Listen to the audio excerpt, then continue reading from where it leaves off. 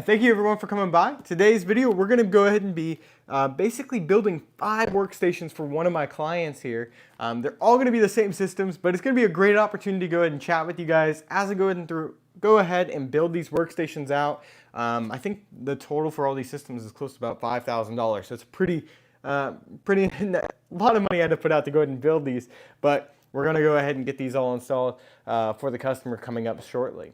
Yeah, let's see how we're doing. BMR, thanks for coming by. Hugh, thanks for coming by. And Barry, thank you also for coming by. But basically, we're just getting started. I'm going to run through all the parts for these workstations that we're going to be putting together. These are going to be systems that can eventually be upgraded. The client that we're building these for, most of the stuff that the consumers are doing are really office-based. So it's basically using the Office suite, QuickBooks, and a couple other aspects. And most of the heavy lifting work actually comes from the server, but they actually need room because one or two of these systems may eventually have to be upgraded with a dedicated graphics card to go ahead and set it to kind of like that next level, which is needed for some more advanced work that they want to do eventually. But at this time, we're just setting up a good platform for them to go ahead and build off of.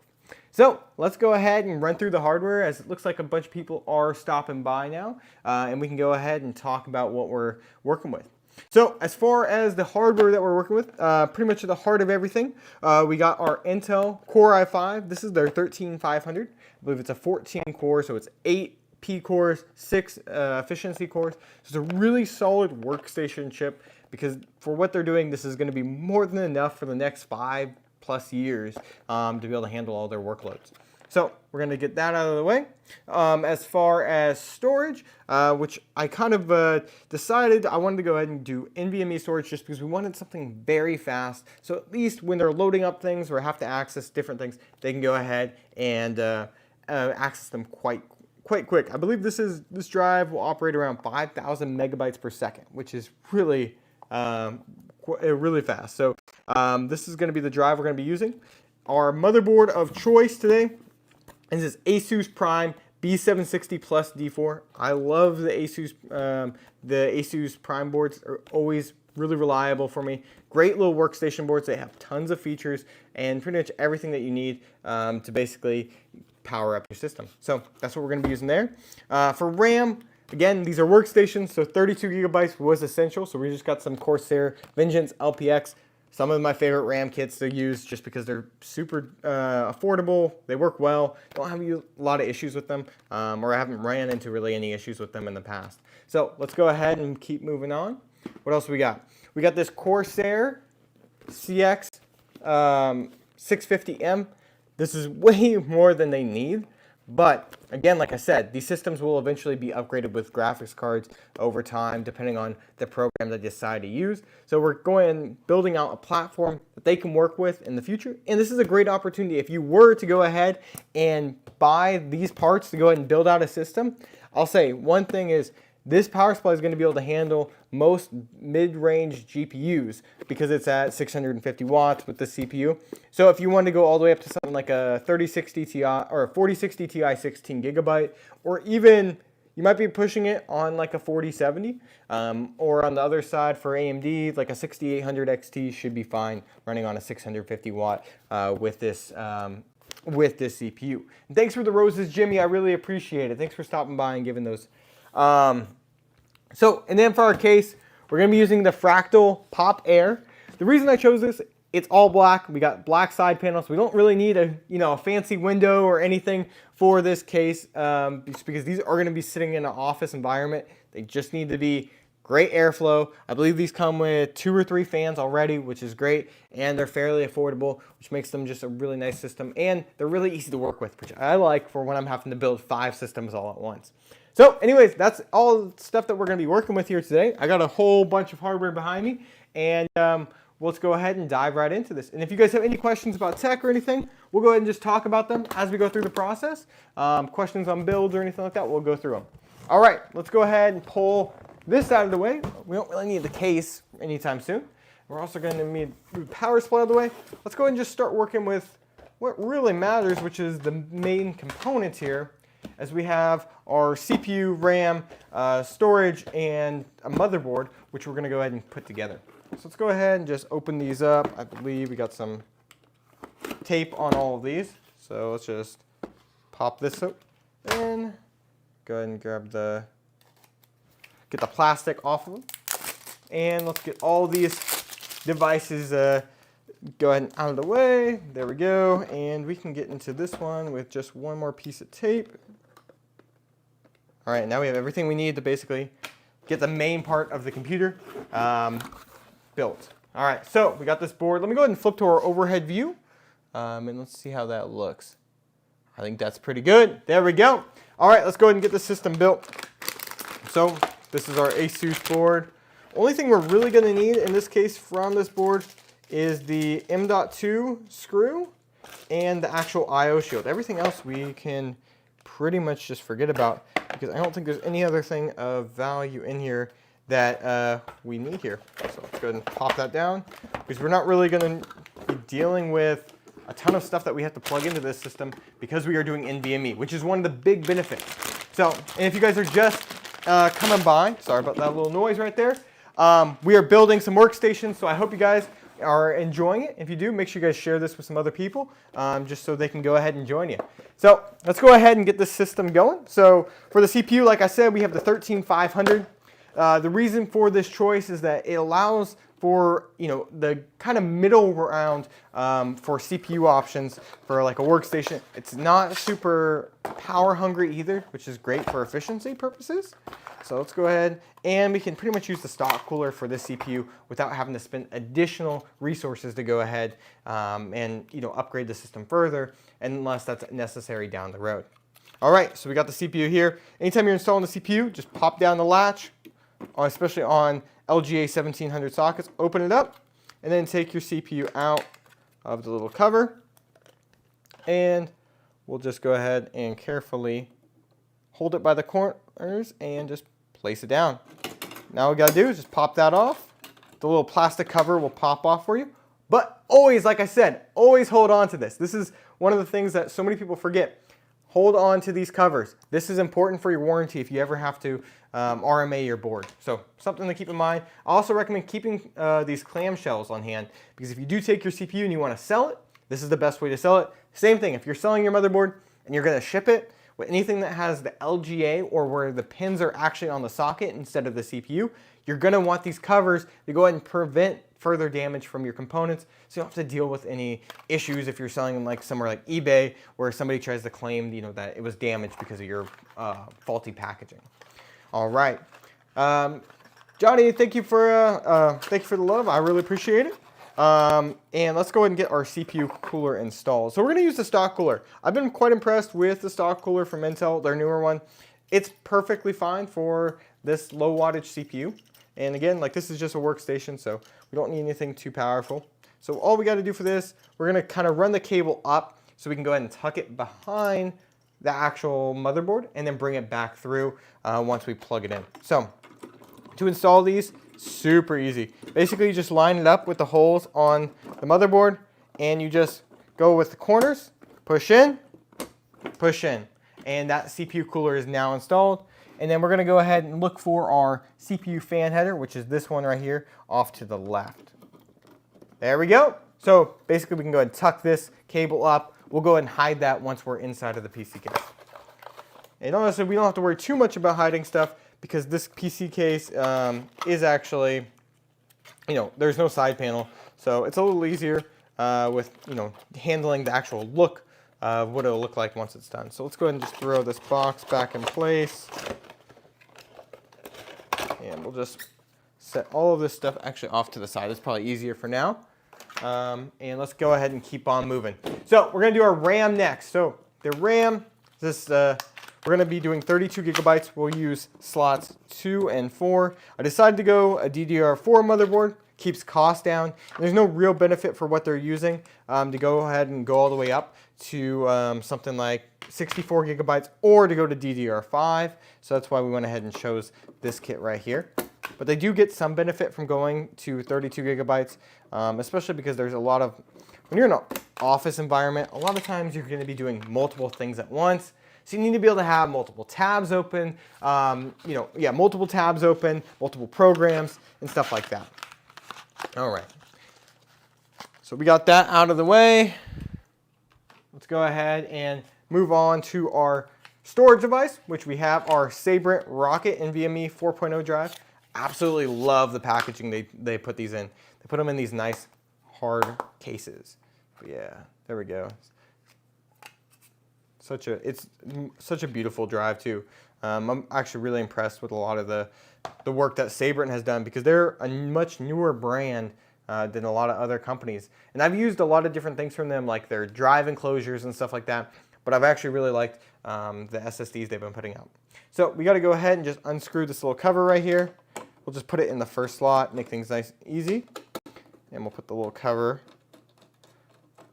And yeah, so this one we actually don't need to put any additional screws on. Sometimes in these cases, you have to put a separate screw in place. One of these actually. Basically, it's a standoff with a screw. It's kind of hard to see.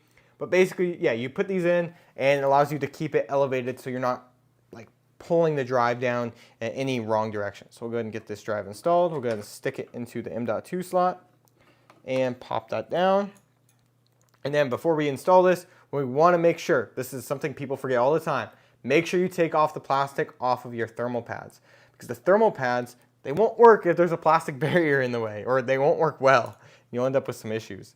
So we'll go ahead and seat this processor down, and we got to slide the, there we go, we got the first screw in, and the second one should be just, we got to adjust this a little more. I think it wasn't sitting all the way down. So yeah, we just basically align it with the two screws that go underneath, and there is one, and there is two right there. All right, so now all we gotta do, just take our screwdriver and screw it into place. Makes it nice and easy. DB Tech, thank you. I really appreciate you coming by, as well as watching our other videos. I'm just happy to be able to help. That's really my goal with making these videos, going all the way back to November of last year when I really started kicking out a lot of videos, was with the idea to go ahead and help you guys. So if you have questions or anything like that, always drop them to me. I'm always happy to help, especially in these videos or in these live streams, just because we're going to be just throwing stuff together. So that is pretty much good to go with the motherboard. That's all we really have to do there. Now we got to go ahead and pull out the case, which I'm going to go ahead and switch you guys to the other view. Let me just go ahead and grab the case. I'm going to pull it out of the box, and then there we go. All right, let me go ahead and pull it out of the box, and this will allow us to go ahead and put the system together.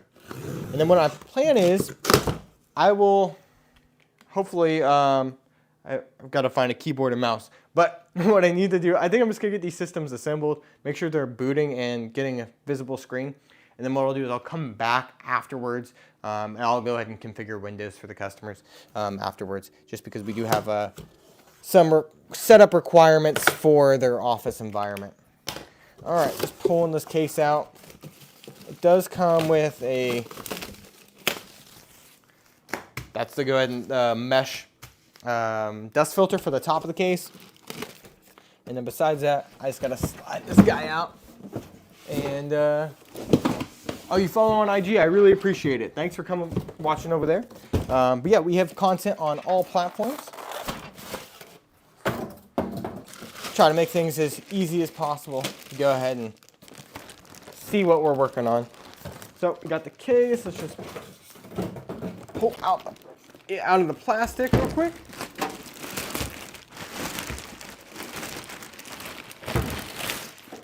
We got the little user guide. I've worked with this case quite a bit, so I'm pretty familiar with it. But let's go ahead and talk about why I chose this case as soon as we get opened up. So, all right, so there's a little dust filter that goes on top. So it's a great looking case. This is why I absolutely love it. Is the front of it still professional enough, but it's heavily ventilated, which is awesome for, especially with how power hungry and how much heat generation has been coming from modern processors. So just something to keep in mind with these is that that's always something you may have to consider is you need good ventilation. If you buy a cheap PC case, a lot of times you can have some issues with basically the ventilation is, you'll have like a flat panel on the front. It's not good. You end up with issues, especially with modern processors, unless you have really, really powerful fans. So I usually always recommend having the actual ventilation up front. Makes things a lot easier. Other thing that's cool about this thing is you have a little secret compartment.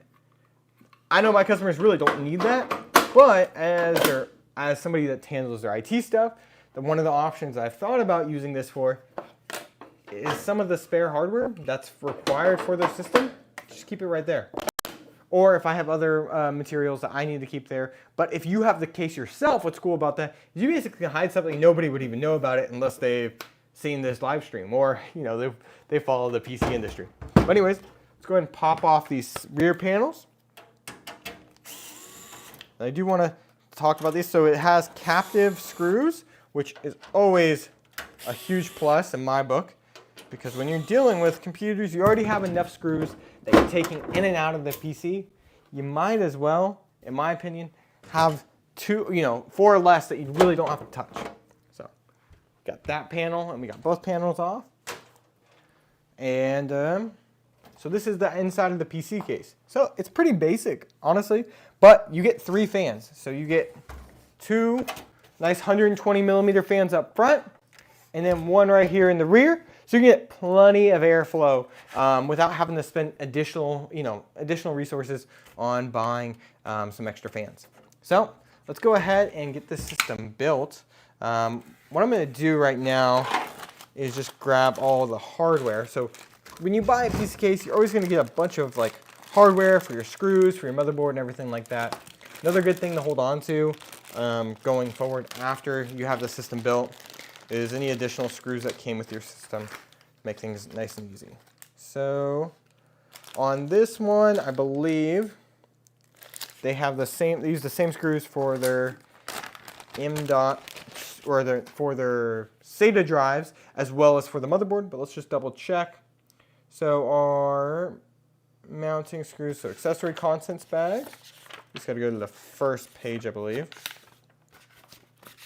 Give me 1 second, guys. Should be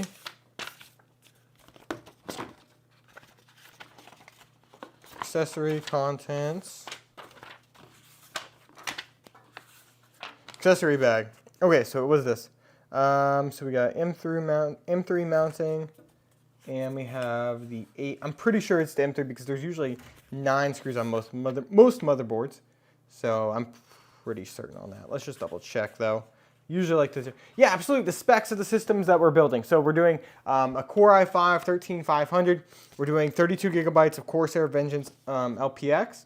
Then we are doing, so it is actually the dedicated 8 screws. Let me just make sure. They are flat top. Okay, flat top. Okay.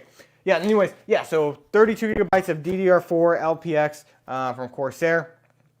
We got a 1 terabyte Sabrent Rocket drive for our SSD, and then we are in the Fractal Pop Air, which is with the black side panels, because this is a workstation for an office environment. And then we got a 650 watt power supply from Corsair, their CX650M. So pretty good systems, and I'm pretty excited to put these together for the customer because they've been in need of some upgrades. As their systems, I'll tell you, I think they are 3rd generation CPUs, so they are quite old. So to get this all installed, let's go ahead and keep on going. If you guys have other questions, go ahead and throw them in the chat. Let's go ahead and hop over to our top-down view. Let's go ahead and get this motherboard in here, get this all the screws installed, just so we can go ahead and get everything wired up and move on to the next system. It's a great mid-range PC, and what I said was, why I also wanted to go ahead and make a video on this is a great mid-range PC that you could easily add a mid-range GPU to, and it becomes basically a gaming PC. And that would probably, if you're going to do that, you may want to get the tempered glass side panel version, but they basically, I think, are the same cost. So it's still a great guide for that. So we're going to go ahead and pop in our, oh yeah, and our motherboard is a B760 Plus board from ASUS. It's their Prime series. So we can go ahead and pull this plastic off as well. This is typically for if you have the tempered glass side panel. That's why they put this on. But I believe they probably make the assembly, all of them together, makes it easier. You know, you're building a PC in 5 minutes? Oh, nice. Well, that's somehow I found out that you knew that. So let's go ahead and keep on going. And what do we got? There we go. So what we're going to do is go ahead and slide this in. We're going to kind of line all of our I/O. We already have our I/O shield in. And let me just make sure we're not covering anything. And it looks like we are good there. All right, we're all popped into place. Now all we got to do, get these, I believe it's 8 screws for this board. Oh yeah, because we have a peg in the middle. That's why I said it was 9 earlier. Just join. Is this an AMD? It's an Intel build actually. So it's a Core i5 13500. Yeah. Hey, and thank you, Barry, for responding. I really appreciate that. Let's go ahead and pop these little screws out. You can just tear this apart. And we got 1, 2, 3, 4, 5, 6, 7, 8. And let's get these installed. All right, so we're going to start with the corners just so it stays in place. It's usually the easiest way to go about this when you're installing a board like this. There we go, 1, 2. And if you do the corners or you do like the center and then the corners first, then so not 13500K, just 13500. Yeah, so one nice thing if you do the corners first, or you do like the center and then the corners first, is it helps with the board shifting. Because something that can happen, and I've had it personally happen to me before, is you're building a PC and the board kind of shifts a little bit, and then it becomes misaligned for the other screws to be put in place, which isn't gonna work. So we got 1, 2, 3, 4, 5, 6, that's 7, and we got number 8 right here, going down at the bottom. Perfect. Motherboard is in place, which is pretty nice. So let's go ahead and figure out what kind of cables we're going to need. And I'm also going to pre-wire everything besides the power supply to make things nice and easy. Yeah, CPU is 13500. Again, these are mid-range workstations with very easily can be turned into a gaming PC just by changing a couple things. I would probably switch the case to having maybe a tempered glass side panel if you want to see your components. And I would probably change out, you know, I would add a GPU. That's pretty much all you'd have to do for this system. Let's go ahead and do this. Is it okay if you put my 14 centimeter fan behind the rails instead of in front because it doesn't fit? So are you talking about, you're talking about your front fans? Like your, let me switch to the other view. Give me 1 second. You're talking about the fans up here, like putting them on the opposite side. So some cases do allow you to do fans on either side of the rails. So like in this case, they are on the outside. So they're on the outside for the intake, but you can put them on the inside as well. As long as you have clearance for your GPU, that's how you can do like push-pull configurations with, you know, GPUs and stuff like that. Pull that plastic off. All right. So what we're going to do for wiring, to show you guys what I like to do, I love to always pre-wire. So anything that needs to be plugged in that's not power related, I'm going to plug in ahead of time. So we're going to do we're going to wire over, you see what I'm doing? I grabbed my, this is our USB 3.0 header, and I'm going to go ahead and just pull it in onto the other side. Really need cameras on both sides, but it's kind of hard to do. And I'll go ahead and I'll move that back down once I'm done. And then we have our front panel connectors. Let's go ahead and move those up. And I will go ahead and pop those really quickly in place, just so they're out of the way. So it's going to be, where's power switch? So power switch are the second two on this one. And then we have power LED. That's all I think we have, which is power positive and then negative, left and then right. Perfect. Yeah, I did that because the LED chip.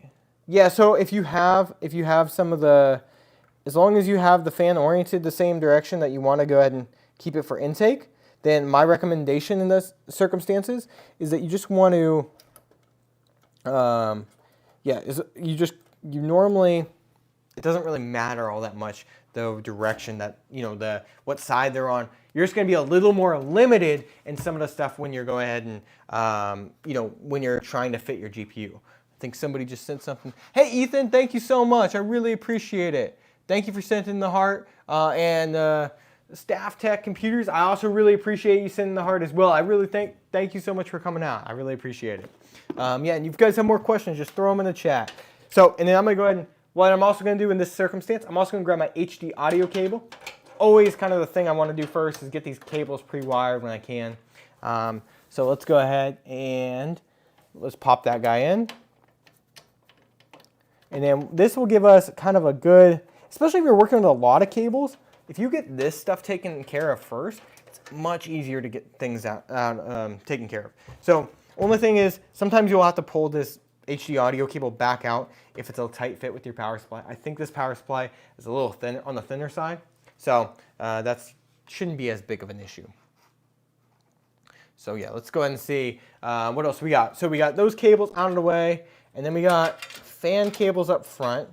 So I need to think about our fan headers, which if I flip this guy around, we can look at this together. So the fan headers, they can actually be put in like a series. So we got two down here, which is an option, and we got one up here, and we got one over here. We need one for this fan here, so we might just run them all. We can run either all of them off of the one header off the top, which would be nice and easy to keep everything together. So I might actually do that, just because they can be run.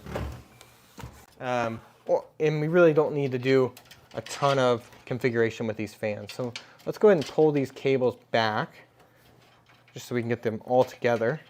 And then we'll bunch them up afterwards with some zip ties to clean up the cable management. So we're gonna go ahead and you can just put these basically in series like that. And then you gotta go. Yeah, no, I really appreciate it. Thank you for coming out. You have a wonderful rest of your night. Okay, so next up we got, and then we're gonna go ahead and run one more over here into this little connector. And I'm gonna go ahead and put this main one into that top fan header at the top. Just go ahead and make things nice and easy for me. And then that will make it where I can then take all these cables and I can pretty much just mount them right there, which I'm gonna actually do right now with some zip ties. It'll make it look way better and is much easier to follow and track the lines of the fans if I ever have to repair this computer, which is something, as I know I will be servicing this computer for some time. It's something that I like to make my life easier in the future because I do thank myself anytime I end up running into a system where like I built it and 5 years later I have to come and fix something up, and it's nice and easy to access what I need to get to. So that's up there. That's at least cleans that part up. We got everything out of the way now, and we really don't have to. I do want to get this twist tie out. If you guys haven't seen my videos before, always get rid of twist ties. Twist ties you don't want. You want zip ties because they're made of plastic instead of having a metal wire in them, which can sometimes cause some issues, especially if they get loose behind your motherboard.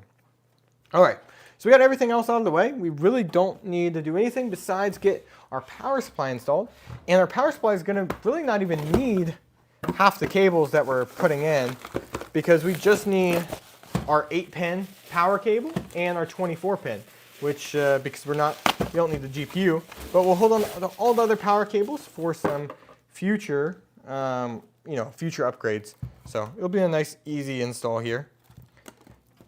I usually do like these when I don't have to do a ton of wiring, and that's kind of why I agreed like I should go ahead and just make a live stream out of this, because it's way faster than trying to figure out what cables I need and making sure everything's pretty much taken care of. It's just easier this way.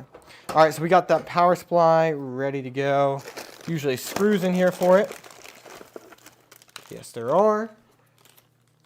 So normally there are screws when it comes to Will, thank you for the follow. There are normally screws in your both your case for your power supply and then also for your power supply box.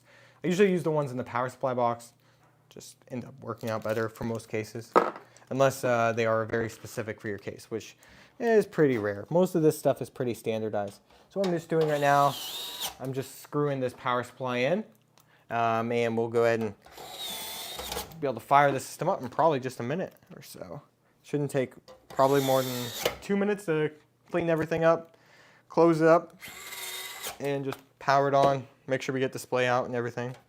We got plenty of everything that we need. So our 8-pin cable, how I like to run this in most cases is I like to run it up along the side here, and I usually put a couple zip ties along here, depending on the circumstance or how tight of a case it is. But this case is super easy to work with, so there's plenty of room.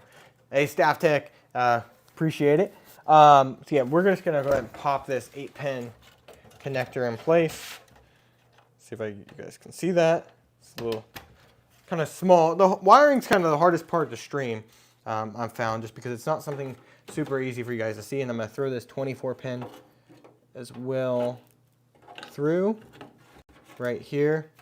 And then if I come around, I'm gonna go ahead and just pop this guy in.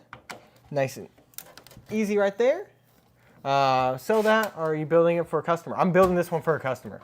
But yeah, if I'm thinking about starting doing a lot more builds for like you guys, if you guys want to buy systems from us, I'm more than happy to.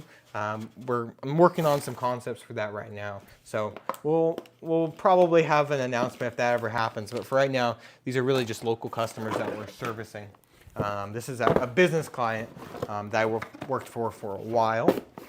So makes things, which is why some of the choices are the way we made them. So for instance, for this client, like I said, it's not really a gaming PC, it's more of a workstation. So we're treating it as such, with the ability to add some additional features.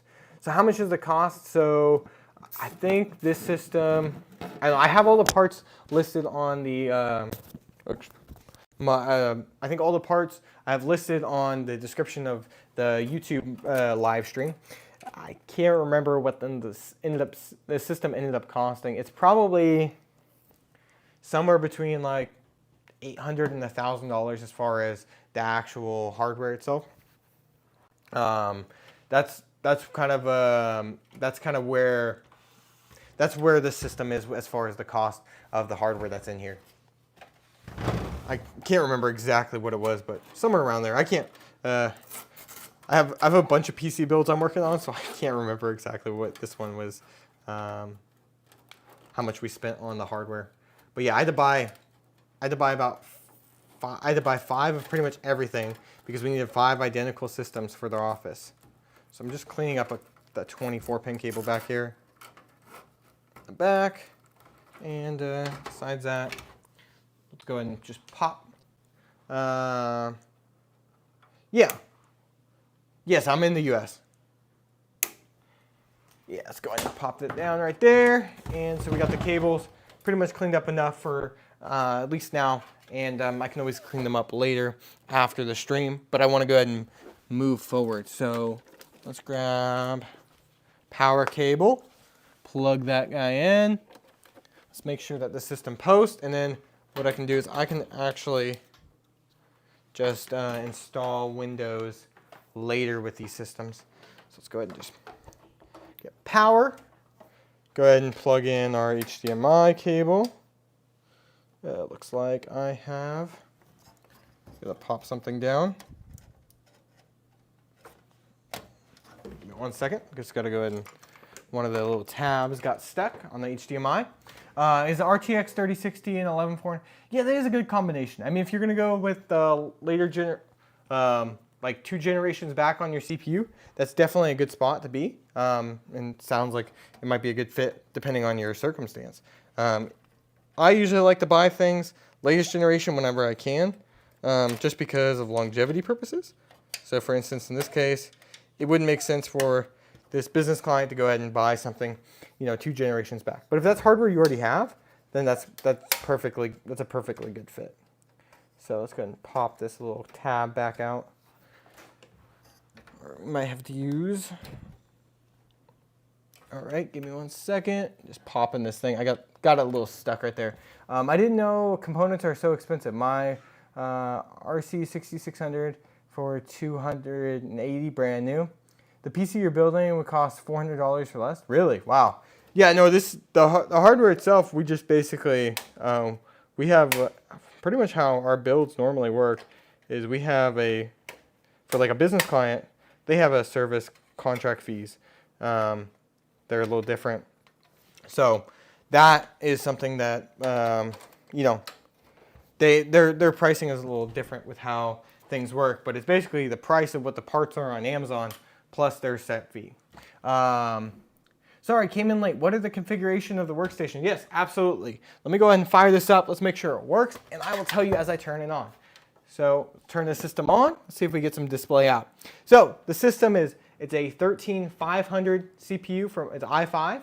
Our motherboard of choice was the Asus Prime B760 plus D4. So great motherboard right there. 32 gigabytes of DDR4 memory. And I'll make sure I have them on the right input.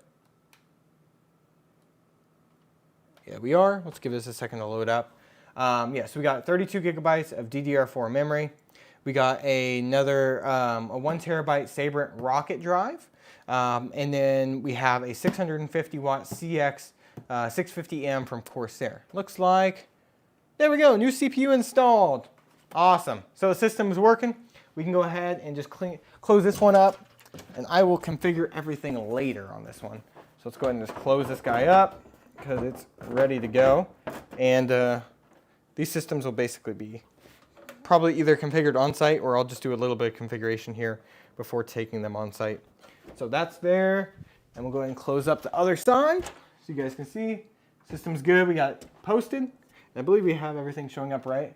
We got 1 terabyte drive, 32 gigabytes. There we go. CPU is detected correctly. And we'll go ahead and pop this other side cover right on. So it sits in this little latch, and then boom, there we go. Screw that back on, and that's the first system built. We got 4 more to go. So let's see about this, how long this ends up taking.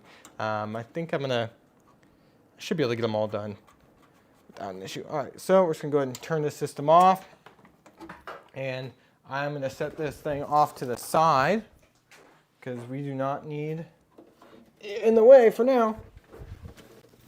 All right, so system 1 is taken care of. I'm gonna go ahead and get some of the boxes out of the way. What GPU? So we're actually not putting a GPU in the system. It's just a normal workstation, office workstation.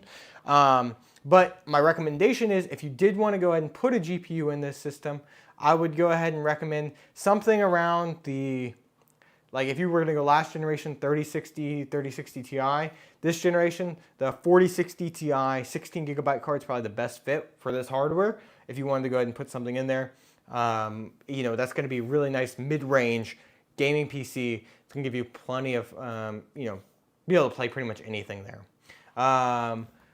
Kit, thank you so much for the TikTok. I really appreciate that. All right, so let's go ahead and go to the next system. So let me grab a motherboard. Got one motherboard here. We got a CPU. We got a kit of memory, a storage, and a power supply all ready for us. There we go. This is a lot of fun. So let's get going. So we gotta cut everything open first. Give me 1 second on that, guys. There we go. Cut the that open, and then we'll cut the plastic off of the Sabrent drive and rip all that off. Throw that out, and then we need to go ahead and open up the CPU box as well. And this is just additional hardware we can get out of the way.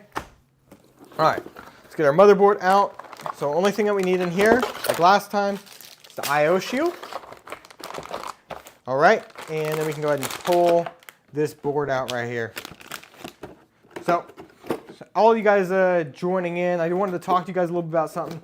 So I'm not sure if you guys saw my most recent video over on YouTube, but we actually just dropped a new video series where we're gonna basically be buying used hardware in flipping it. So it's kind of a really fun series. I've been really excited about it. And I just bought another set of used hardware for the future. Let's see. Let's go ahead and keep going. What did you say? What GPU is it? We're not putting a GPU in the system. We're actually leaving the system set to eventually be upgraded with a GPU in the future. These customers don't need a GPU for the workstation.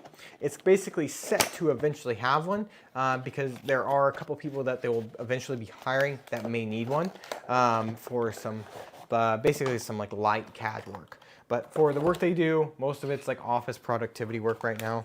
So these are basically built to eventually have a GPU if necessary, but for now, they're just really going to be able to handle everything with integrated graphics. All right, go ahead and pop that CPU cover down, and let's pop the CPU into place like that. Push down the cover, pop out the plastic. Like I said, if you guys haven't seen, if you weren't here earlier, always hold on to these two items. This is to keep your CPU nice and secure, and this is to go ahead and protect your CPU socket in the fridge. Hey, thank you so much. I really appreciate it, Kit. Thank you for all the love. I really appreciate it. So we got that all taken care of, and let's go ahead and move this out of the way. Yeah, so we got the other socket covers. We'll put those over here. Yeah, so we need to put some DDR4 in. Let me go ahead and flip you guys to the top view if you guys don't. I think that'll be a little easier for you guys to see everything. Easiest way to see if their SSD has a DRAM cache. It's usually looking it up. I'm not sure how to do it in Windows off the top of my head, but I would probably recommend just looking it up. All that information is publicly available. If you look at like the manufacturer's website, it'll probably show you. They usually have a version with the DRAM cache and one without. There we go. Pop that Corsair stick in right there. There's our 32 gigabytes of memory installed, and there we go. All right. So next up, let's go ahead and throw this out of the way.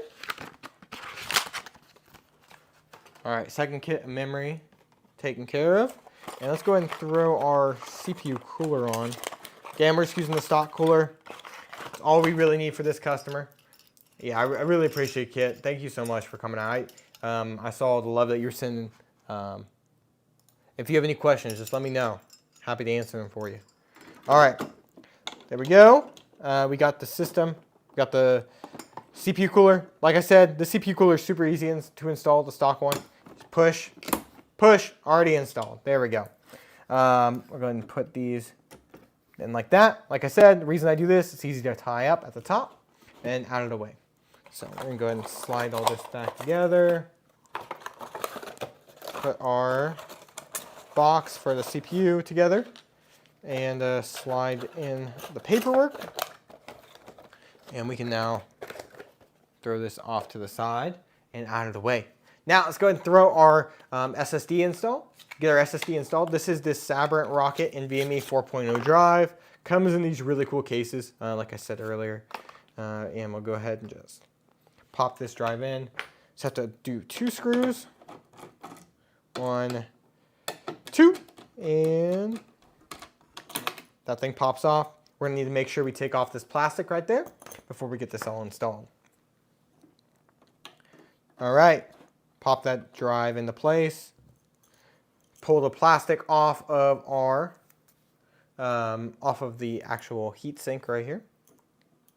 And we'll slide this thing into place. So it should just sit right down like that and right there.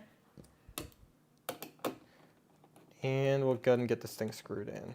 1, 2, and we got our SSD now all the way installed. And we are nice and good to go there. Pop this little thing back in place. We got the nice little hardcover. Hey, I really appreciate you watching it. That's really what it's all about. I'm just trying to help you guys, share you guys what I do, just because I find it fun and I love sharing it with everyone. How many cams do you have? I just have 2. I want to add some kind of third camera. I just, working with like how I have things set up right now. Let me switch you guys to the main cam again. I would love to have an angle coming from here, but I think it would be weird to see the camera there. So I'm trying to figure out a way to do all that. Hey, thanks for the hand wave, Kit. I really appreciate that. I just saw that. Yeah, so basically, that's kind of where I'm trying to figure out with the third camera, which way I would have it. But I do want to have like a third camera because there's a lot of times I'm working on stuff where I could like show my hands actually working on the back side of it so I can see too. Either that or I got to get rid of the table that's in front of my workbench.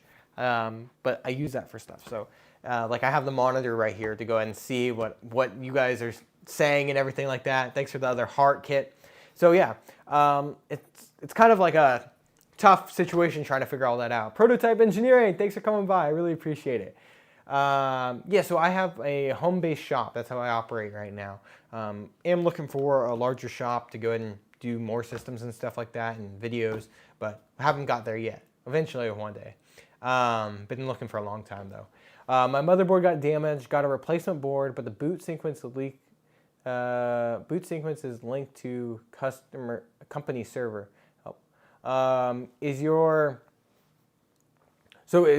this for your personal system, or is this a company computer that you're working with? Because if you're working with like a company computer, then you're probably going to want to talk to your IT department on that. But let me know what you're saying. Hey, thank you. I really appreciate it, Biz. Okay, cool. All right, let's go ahead and get this next case out of the box. Because again, next little step here, we got to get this motherboard installed for system number 2. And let's take a look. Who just said hi? Skyborn. Hey, how you doing? Personal system. So why do you have a personal system? Personal system connecting to your company server? Is it like are you able to bring your own system to your work or something like that? Make sure I know. How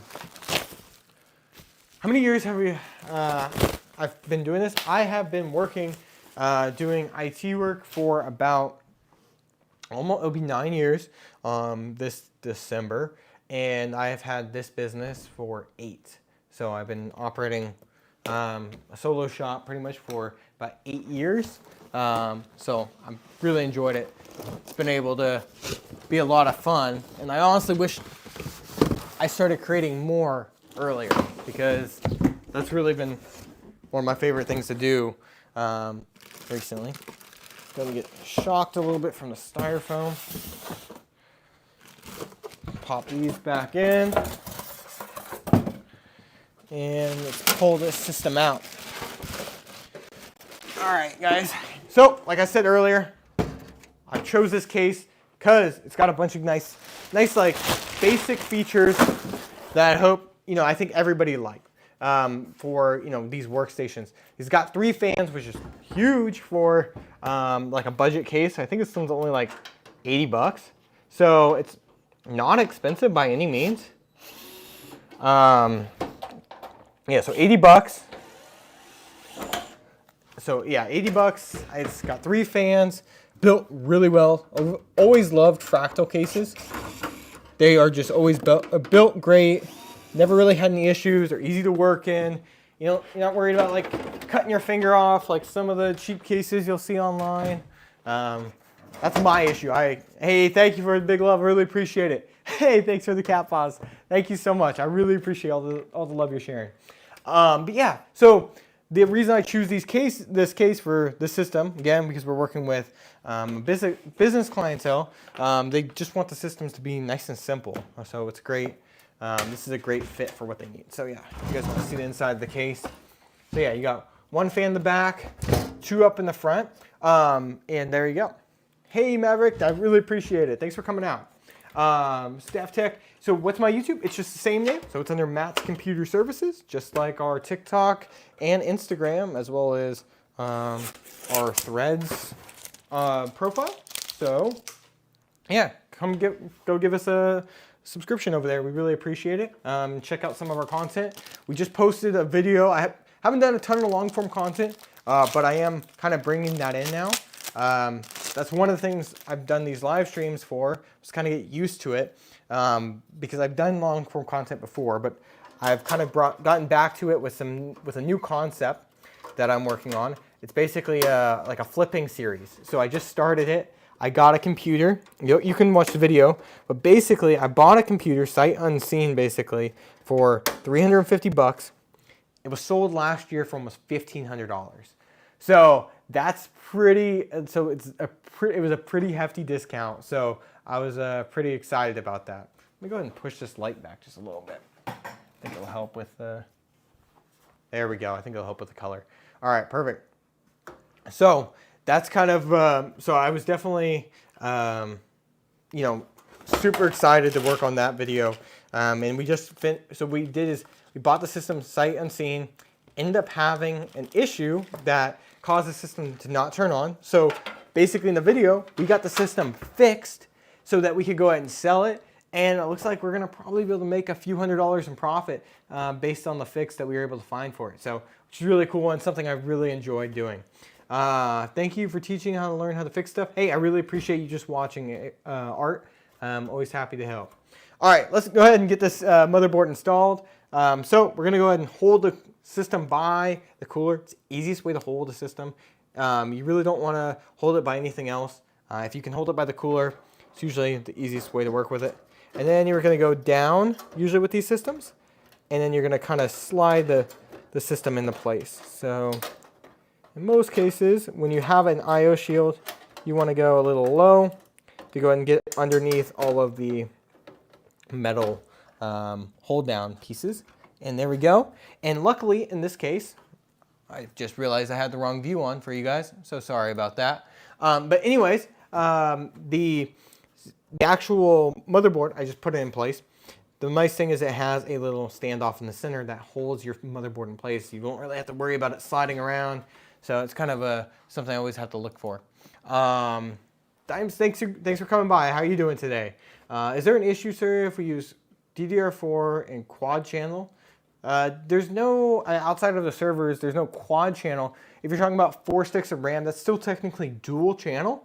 But there are issues if you were to run 4 sticks of memory on with DDR5, depending on the kits. If they're not certified with the motherboard and everything, you can run into some issues. That's kind of been something I've been following along with. Hey, I'm glad you're doing well. All right, so let's grab some screws and some zip ties because we're going to need those both. We got our screws. Let's put these all on the motherboard box. And let's go ahead and get this little thing assembled. All right, so we gotta get 8 screws installed. Just built your PC 3 days ago, but says DDL not found when I try to run any games. Well, you're probably missing something. If it's only when you run games, are you using the same client to run the games? So are you only using Steam? Because sometimes you can have an issue with where you need to reinstall Steam if you have some of those DDL issues or DLL issues. If it's every game, no matter what you're doing, yeah, so you may want to reinstall the games or reinstall Steam. That usually would take care of a lot of those issues. But if it was everywhere, I would say if it's okay, and Epic, try reinstalling your GPU driver, but do a clean install of the GPU driver. When you go ahead and download the GPU driver from NVIDIA, what you want to do is instead of hitting express settings, you want to do custom. And when you do custom, there's an option to perform what's called a clean install. That basically will wipe out all the old driver information. So that's something that I always tell you people to just try first. So, all right, got the system here. Let's go ahead and do our pre-wiring that we did before. And I always like to do so before all right, we need this system. Remember, it's super easy to wire it. We're going to wire it basically the exact same way the other system was done, just because these are the same systems. So let's see. We tried everything. Reinstall Windows to see if that fixes it. Really? So I would, and that didn't make any difference? And you did the clean install with your graphics drivers. Have you removed your graphics drivers using DDU? What CPU does it have in it? Yeah, absolutely. So this is a 13500, the i5 from Intel. So nice, powerful CPU, perfect for what the customer needs. let's go ahead and just pop in our cable right there. And then we're going to do the same thing we did with the fans before, which is where we ran them all up. And then we ran them together. Let's go ahead and get rid of these little twist ties. So we don't want these up here. Twist ties you never want in your computer case. Please always remove them. I try to tell people it's like the last thing you want to possibly break off is to have a twist tie end up shorting out your motherboard, because that can happen, especially if they fall apart. The ones that are like on a nicer case, they're a little built a little bit better. But I will say I have heard some horror stories with people making mistakes with them. So anyways, we're gonna go ahead and run these in a series again. So we'll do 1, 2 like that. And then we'll go ahead and get one more twist tie in the back right here. All right, you said asked a question, Kit. So let me go ahead and Kit, let's go ahead and see what you said. Let's take a look. Hey, question. Is the RX 470 and i7-13700KF a good combination? Absolutely. That is an awesome combination for gaming, live streaming. If you wanted to live stream some of your games, if you want to do a little bit of content creation, it's also going to have great support for a little bit of CUDA acceleration when it comes to your GPU. Plus, you'll have that really fast CPU. Just something to keep in mind, that processor does get really hot, so you're going to want a nice cooler. Just keep that in mind because it will get hot. So if you're going to go water cooling, I recommend something like a 360 millimeter radiator, something like Arctic's Liquid Freezer 2. That's usually a good one. Yeah, okay, cool. All right, give me 1 second. I'll answer you guys' questions. I'll come right back to you guys. Let's take a look. So I got this plugged in, just plugging in that fan header at the top. And what we're gonna do is we'll go ahead and we'll put 2 zip ties. We'll do one right here just to keep that nice and tight. And then we'll do one more to hold everything up at the top. Where I think I was gonna do, let's do it the other direction. Let's do it this way with this guy. And we'll just put it all right through this little top piece. If you guys can see what I'm doing, it's kind of hard. Thank you for the follow. I just saw somebody follow. Appreciate it. Let's go ahead and just pop this guy in, and there we go. Keep these cables nice and tight up at the top. Perfect. And we'll might have to put one more here. We'll figure it out. But yeah, anyways, that's good to go. All right, the other wiring I want to do is run HD audio through the bottom. And let's get that one out of the way. And it looks like that will be a nice, easy plug-in right there. Have I experienced a burnt cable with RTX 4090? I actually haven't seen it firsthand. I've had some people where they had sent one back and then they tell me the story of it, but I haven't had somebody personally do it. So I haven't had to experience that, firsthand. By the way, the PC is an Asus Prime 510 Mobo i5 11400K, 32 gigabytes RAM at 3200, and a GTX 1650. So I don't see any incompatibility issues.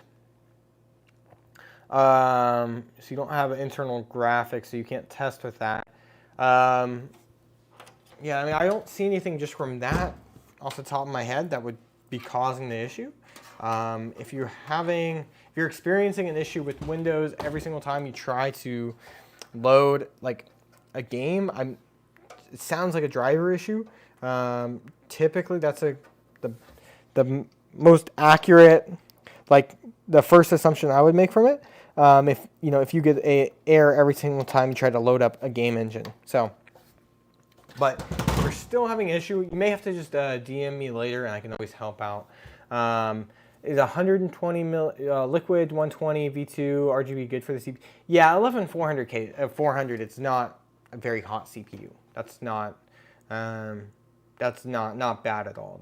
You can handle that with even the stock cooler, like without it'd be a little warm, but it wouldn't be too bad.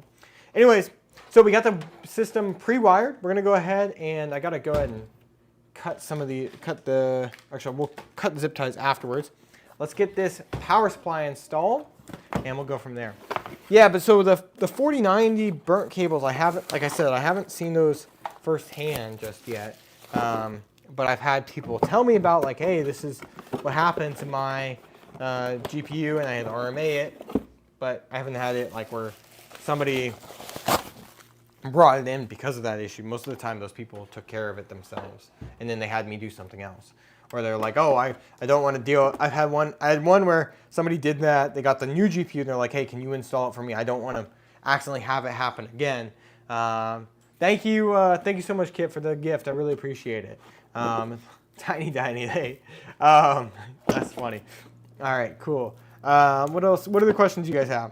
So anyways, yeah, I'm getting the power supply ready. So we're gonna pop this guy in, fan down. Always recommend people. And then we're gonna just pop this little cable up as we do it. Just out of the way. And it should just slide forward and then kind of back into place. And forgot to grab the cables or the screws right here. So there should be 4 screws for our power supply, and we'll get that going. And we'll plug that in and fire it up, and we'll move on to the next system. So we got 3 more to do after this. So still a good amount of work going here. All right.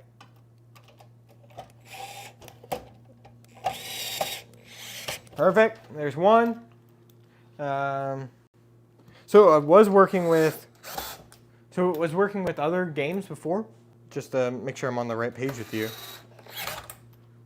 I'm not too sure what you. Trying to read it as I'm going through it. Yeah. All right. So what we're gonna do, we're gonna run our CPU cable first. Like I said, but we did the same thing as last time. Run that right up to the top, and flip you guys around so you guys can see what I'm doing. I'm going to go ahead, I'll look from the top up here, and just pop in our 8-pin CPU cable. And then we'll also do our GPU cable, or not GPU, 24-pin right there. So pop that through, and then I can usually do that one without having to look. Which is nice. All right, so that cable is good to go. I'm thinking I'll just tie this back right here. Get a couple zip ties.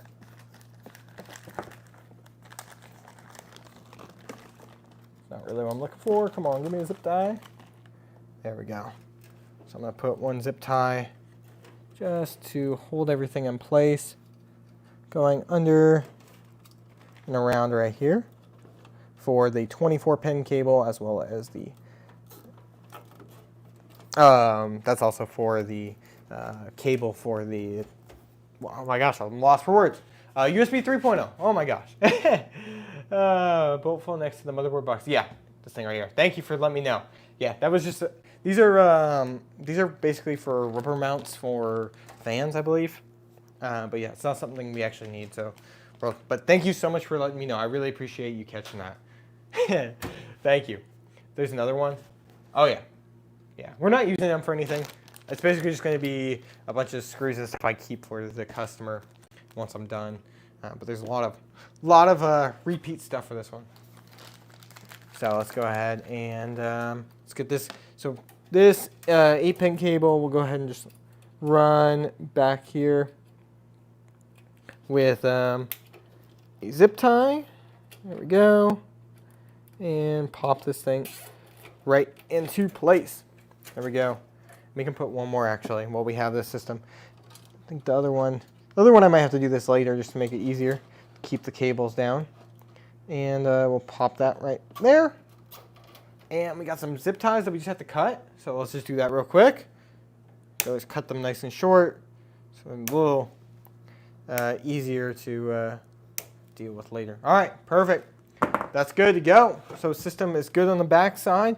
It's good on the front side. Let's just power it up, make sure that we get some actual display out. And then, like I said, I'll be configuring these later for the customer's specific needs, which is kind of a little challenging to kind of do all while working on everything at the same time. So move the motherboard box out of the way. All right, we got a HDMI cable there, and where's my power cable? There we go. All right, let's fire this guy up and see if it comes up. Oh, the front buttons, yeah. Anytime you're doing the front I/O, or not the front I/O, but the front panel connectors, they're always tricky. Doesn't matter. Doesn't matter if you've been doing it for, like me, I've been doing it for 9 years. Still always something that's never fun to do. I mean, this one was easy. This one only has two. It's only power LED and power switch. So it's way easier than most systems. Let's see if we can get some display. There we go, Asus. And we should probably just load up telling us. We got our drive that shows up right there. And then we got 32 gigabytes of memory. That's all we need to see for now. Let's go ahead and shut the system down. Let me put the side panels on. And we'll go ahead and move on to our next system. All right. Have you ever seen the latest Crucial? Yes. So I have seen some of those Gen 5 drives. And I will tell you, I have been so tempted to buy one of them for quite some time now that I've almost pulled the trigger a few times. I want to buy it. I want to buy it. I want to buy it. I've been waiting for having one for like a PC build, but it hasn't come up yet. Maybe there'll probably be a system pretty soon that has one where I can actually test it for you guys in the video. So those Gen 5 drives, I saw them first at CES 2023, so this year, in January in Las Vegas. And I gotta say, these drives, the speeds that they were claiming are so fast. They're saying that some of these, the speeds, they were saying like 14,000 megabytes per second read and write, which is basically double the fastest drives you could have previously. There's a couple of them I haven't seen yet. There's a video I posted a long time ago.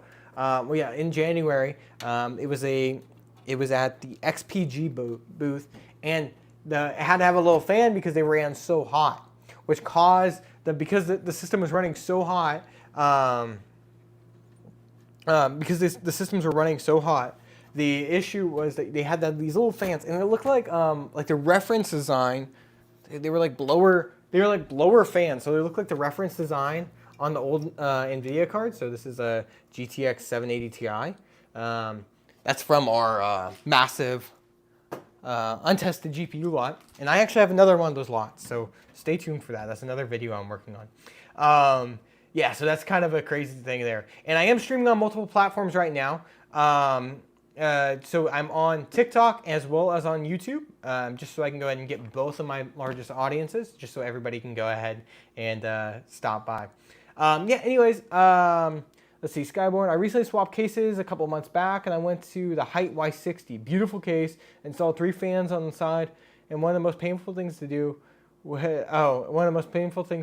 zip ties. Yeah, it is very difficult to go ahead and get like all the zip ties, especially when you're doing a lot of fans. But yeah, that Y60 case is beautiful. I've done work on it, haven't built in it personally. I have upgraded in it, so I can say I've worked with it, but I haven't done it. I saw the case in the Height booth, or the Height / iBuyPower booth at CES, and I was quite impressed with what they were doing. All right. Yeah, so you can buy all these parts on Amazon if you want to buy them. They are all available, I believe, except for maybe the case. The case was hard to get on Amazon. I don't have a public Discord yet, so I'm actually working on that. I want to go ahead and set up a Discord server for all you guys to be able to like come by and, you know, just talk about tech whenever, and kind of a cool place for me to interact more with you guys. So no, keep asking questions. I appreciate the interaction. That's actually much better than me just building computers for 4 or 5 hours. So I really appreciate it. Ask as many questions as you can. What else are the people saying? Yeah, so you can buy all these systems buy all the components over on Amazon. I have a link under the video for the YouTube video. And so under the YouTube video, you can go ahead and buy all the components that you need for the system. You would need a GPU. You're right, Barry, if you wanted to turn the system into like a gaming PC. So it's basically just something mid-range would be perfect. So anything, if you're going to go last gen, so like 3060 Ti, 6700 XT on AMD side, or if you can go in current gen, I'd probably recommend the 4060 Ti 16 gigabyte. So let me go ahead and grab some new hardware. Let's build another computer. All right, so we gotta cut all the seals on these. All right, 1, 2, all right, 3, 4. All right, cool. Sure, yeah, send me a message on Instagram, and maybe we can talk. I'm going to need some people to help moderate it a little bit, so maybe we can talk a little bit on getting that whole thing set up. Let's see. Flux, hey, thanks for coming by. Everybody, whole game PC is lucky. Yeah, I mean, a gaming PC is, definitely a luxury item. This is really just a workstation for a company. So that's why we're building these right now. This isn't for, gaming purposes, but they are very easily upgradable to becoming a gaming PC, which is why I felt that it was relevant to share it with you guys, because this is such an easy build to just make like 2 changes and you got a gaming PC. So it would actually be pretty powerful too. Hey, thank you for the roses, Kit. I'm so sorry I didn't see that. I just saw that you sent some roses. I really appreciate that. It was 5. There you go. Wow. That's awesome. Thank you so much. All right, so whenever I like to work on boards, I always like to pull them out, set them on top of the actual motherboard box. The reason you do this is you're not going to be on some kind of surface that could possibly damage it. I'm also on a anti-static repair mat. Always get questions about it. I've made a video on it a long time ago. There's a link in our bio link in our bio under our Instagram and TikTok, our beacons page, and then basically, yeah. So everybody talks about this, but this is also, you could work on it technically, but I usually just like to use the actual box itself. It'll be a little safer. I want to start repairing tech as my own business. Is it a good idea? So here what I'll tell you, it depends on your long-term goals. I will say that the tech repair space, unless you need to be, your focus should be customer service when you're working in this field.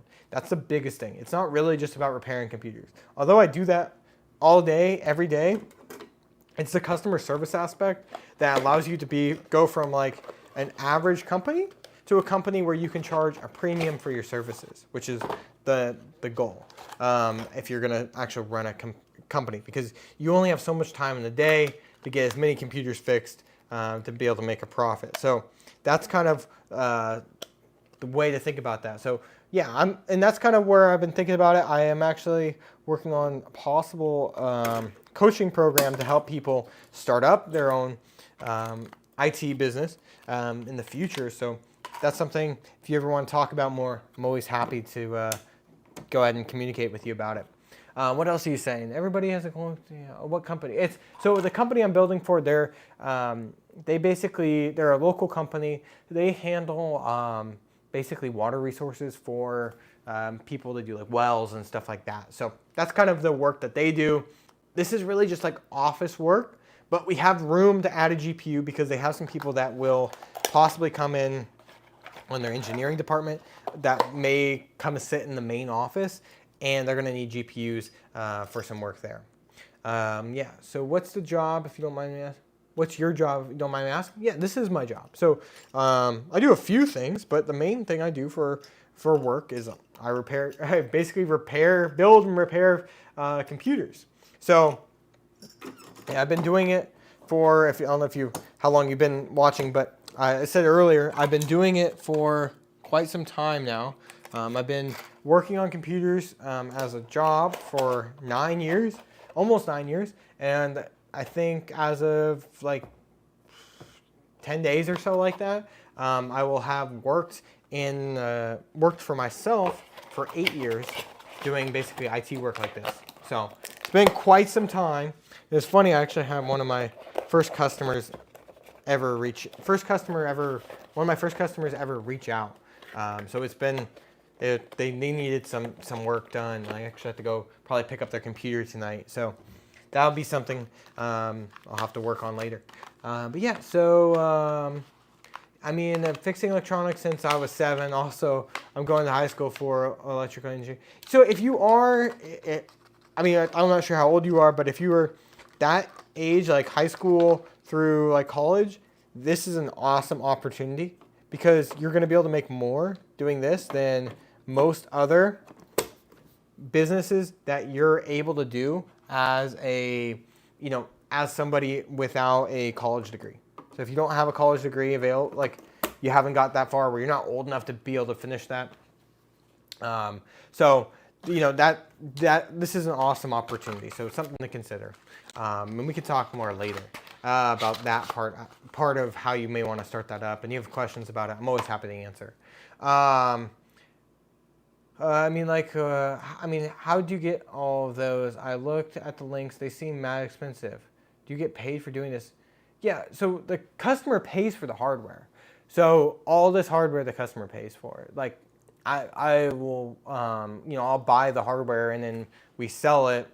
Or we buy the hardware or they buy the hardware and we put it together and we charge a fee for putting the system together. But I also maintain their IT, like basically their whole IT department for all their computers within the office, not just these computers. So there's a lot of work I do for them that were mainly I don't really make money on hardware to say. It's pretty much I make the money on the service. So as the technician, most of the time, you're not really making a ton of money when it comes to like selling, marking up hardware. I don't really believe in marking up hardware. If I do, it's very minor. It's just to cover, very basic. Like if depending on the circumstance, what it is. But for the most part, most of the hardware that I end up providing to my customer, they're just paying the cost that it would be for me to purchase it. It doesn't really make sense for me to make a lot of money on the actual aspect of buying and reselling hardware, except for on our new series that we just started on YouTube. If you haven't checked it out, we just dropped a new series where we're buying and selling old PC hardware to basically, we're trying to find old like broken computers and we're going to basically fix them up and sell them for a profit. We just did our first one where we bought a computer that sold like last year for, I don't know how many, it would have been, it was like $1,400. It sold like less than, like almost just about a year ago, like last June, for like $1,400.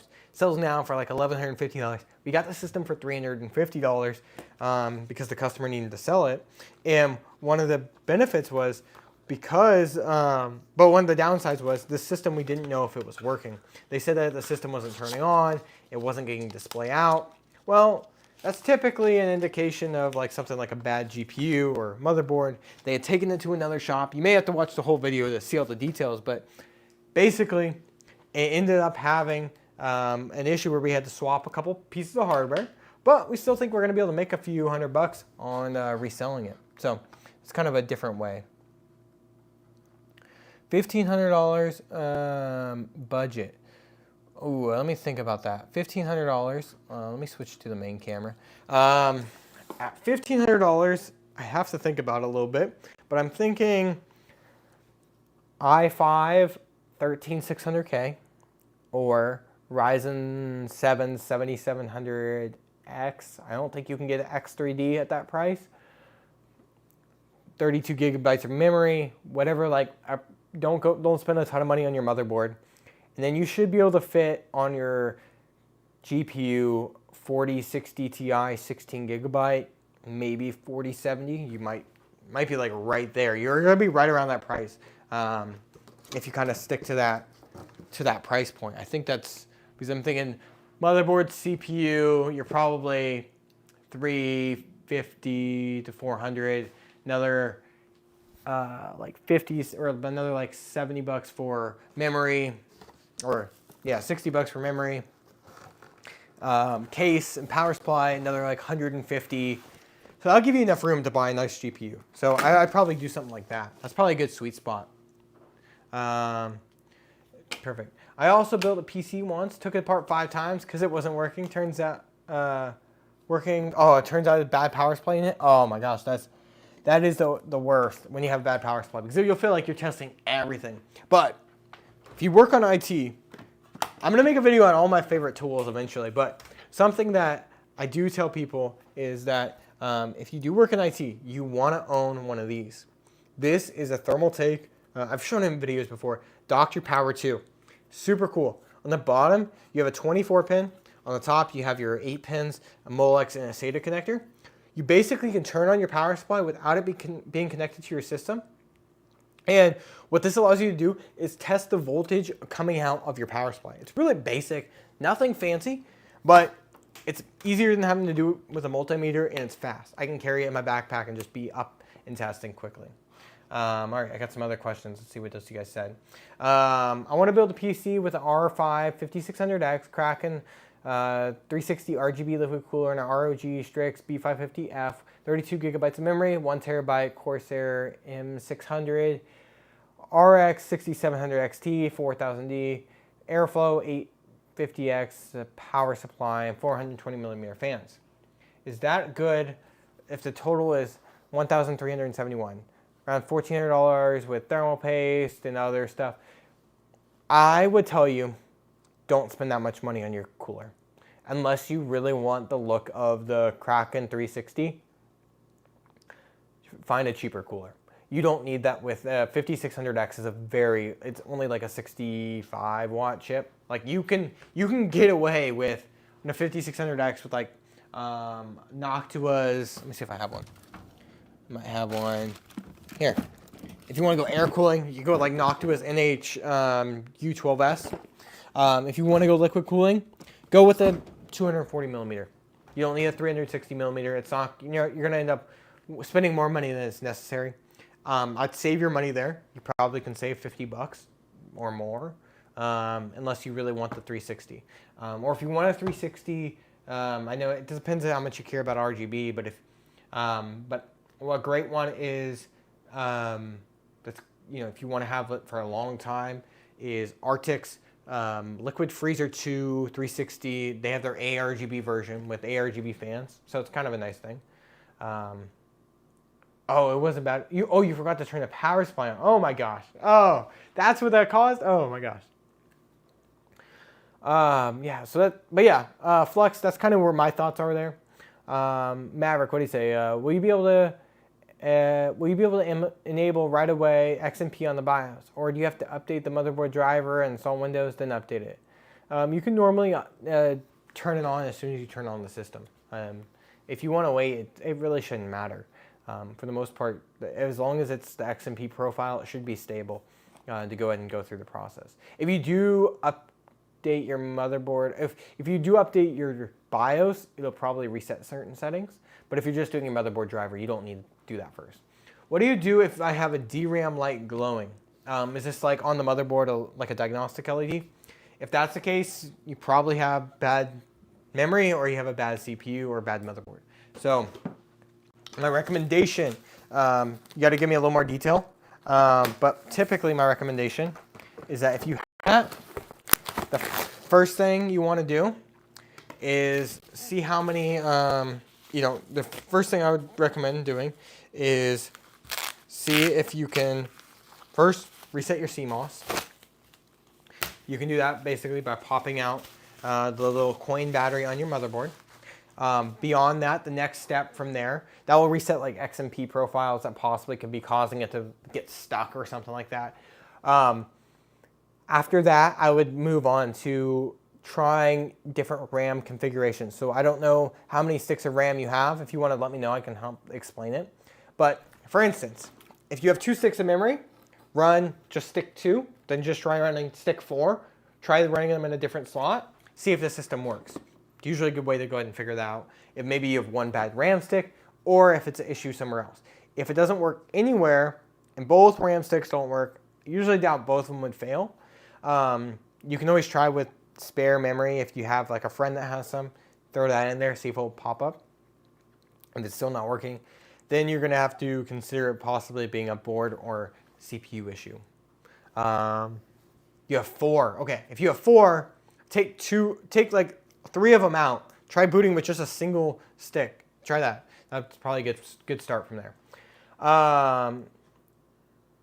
Yeah, so sometimes that can be the case. Sometimes it can be, so you've tried with just one stick. Have you tried different sticks in the various different slots? Just sometimes one of the slots can be bad too. So keep that in mind. Okay, if you tried that prime, let me think about that. You can have, if you still are having issues with the system at that point, then you're probably looking at possibly a bad board or a bad CPU. Most of the time it's a bad motherboard if you're still getting those same issues. If you've tried everything I just mentioned and it can be your CPU. CPUs don't fail as often as motherboards do. I deal with a lot more bad motherboards than I do anything else, or at least from failing hardware. Or it's probably, so actually hardware that fails, mechanical hard drives, then RAM, then SSDs, then probably AIO somewhere in between there and fans, and then probably down towards the bottom it's motherboards, and then CPUs are usually the last thing that fails. GPUs usually fail before the CPU, unless you're absolutely reckless with your CPU and you're like overclocking it and that's always dangerous there. And you can always try your hardware in a different situation. So you could try your RAM if you have a friend that has DDR4 motherboard, stuff like that. Let's go ahead and see what you guys are saying. There's a few messages over on YouTube. Let's pull up these. Okay. The 6700 XT, yeah, it is a nice card. You play high settings, that's awesome. You have a 4090 Ti, that's crazy, Barry. Oh my gosh.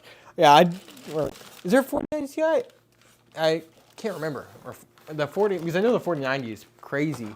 I can't remember if the 4090 Ti came out yet. I don't know why I'm blanking on that. But anyways, that's crazy. But yeah, that's some insane hardware. Yeah, that type of tier hardware, there's nothing you can't really run, especially at 1080p or 1440p. There's nothing that give you any trouble at really high refresh rate. All right, let's go ahead and get this case. Third system. We're an hour and a half in, it looks like. We're on system number 3. Actually make a better pace than I honestly anticipated. I thought this may take up to 5 hours, and we're going faster than that while answering all you guys' questions. So if you guys ask any question, I will answer it for you. Perfect, cool.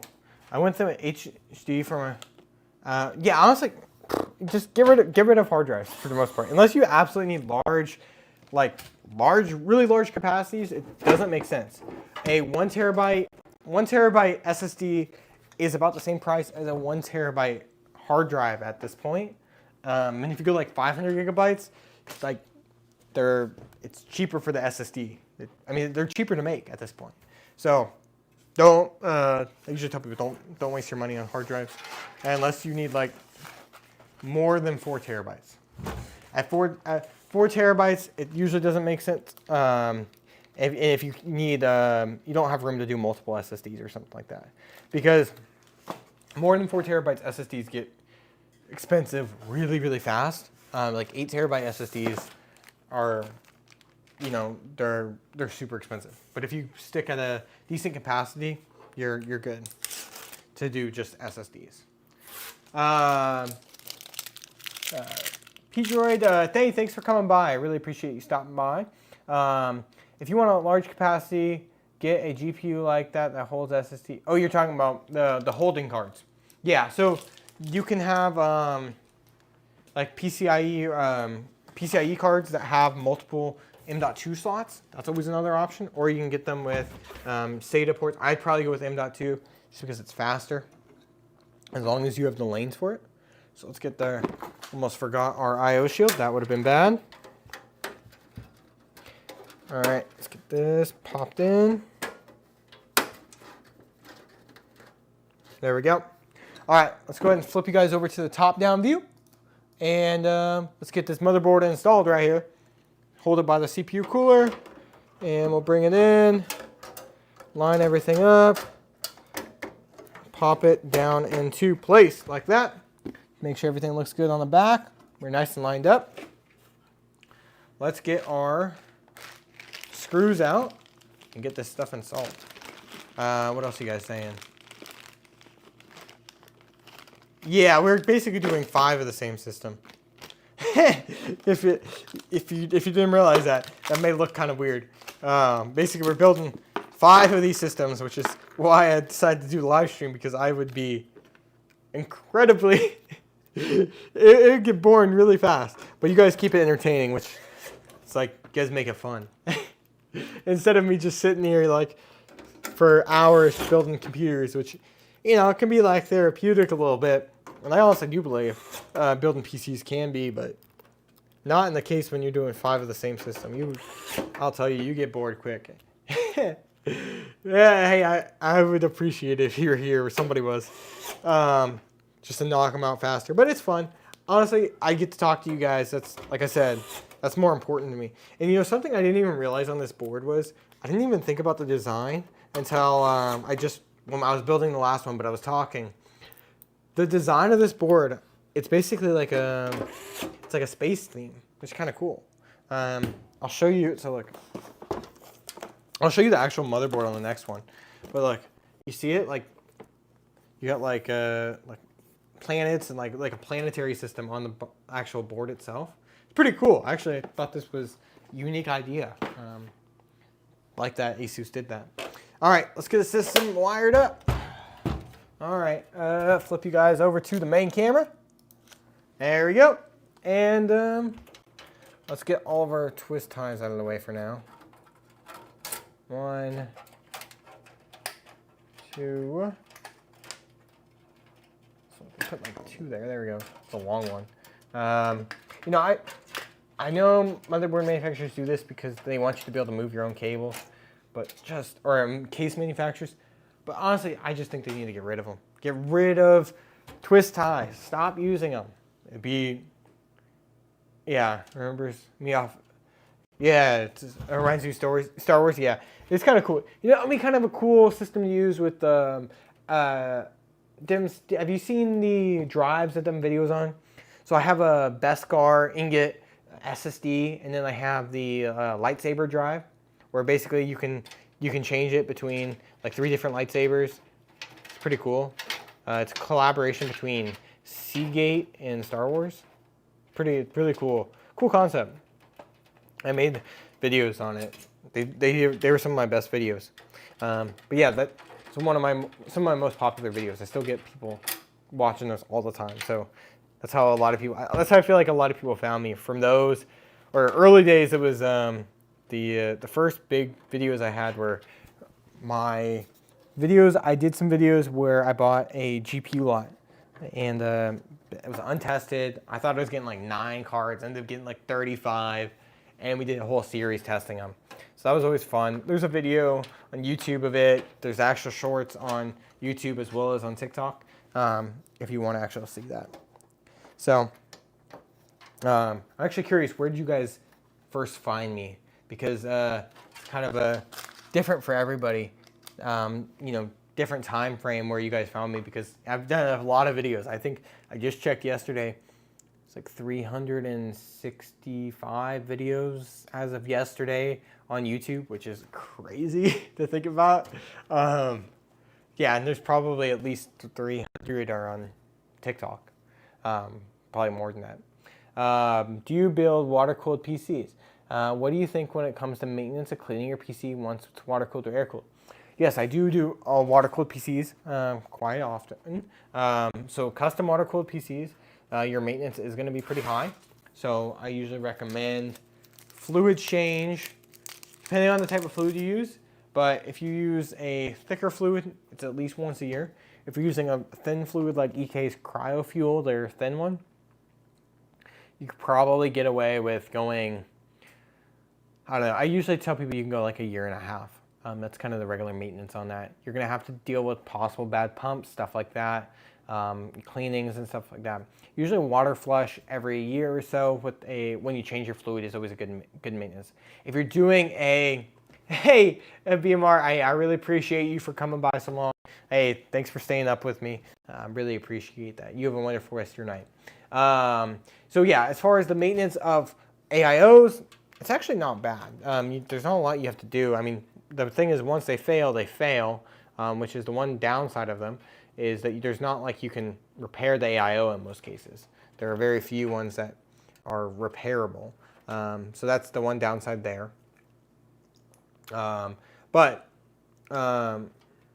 Yeah, so yeah, that's kind of the main maintenance aspect. If you're doing like the regular maintenance, no matter what kind of system you have, I normally would recommend that you, if you're just looking for regular maintenance on like an air-cooled system, or even if it's a liquid-cooled system, you're gonna need to do cleanings. I usually tell people every few months, at least clean your computer out. Especially if you're in a dusty environment, you may have to do it more often. It really depends where you live, where you have the system, if it's on the floor. But yeah, cleaning out like at least your dust filters, making sure that the system is, clean and operating properly. That's good rule of thumb. Usually thermal paste every, I don't know, it depends on your CPU, how hot it, like how power hungry it is. But I like to say like every 3 years with thermal paste on the long side. If you have like a really power hungry CPU or something like that, you may have to do it, or you may have to do it more often, just because thermal paste does degrade a little bit in performance over time, just because it does kind of dry up. You don't get the same thermal conductivity the entire time. So that's kind of my thoughts on it. Hey, J-Rod, thank you so much for the roses. I really appreciate it. Thank you so much for coming by.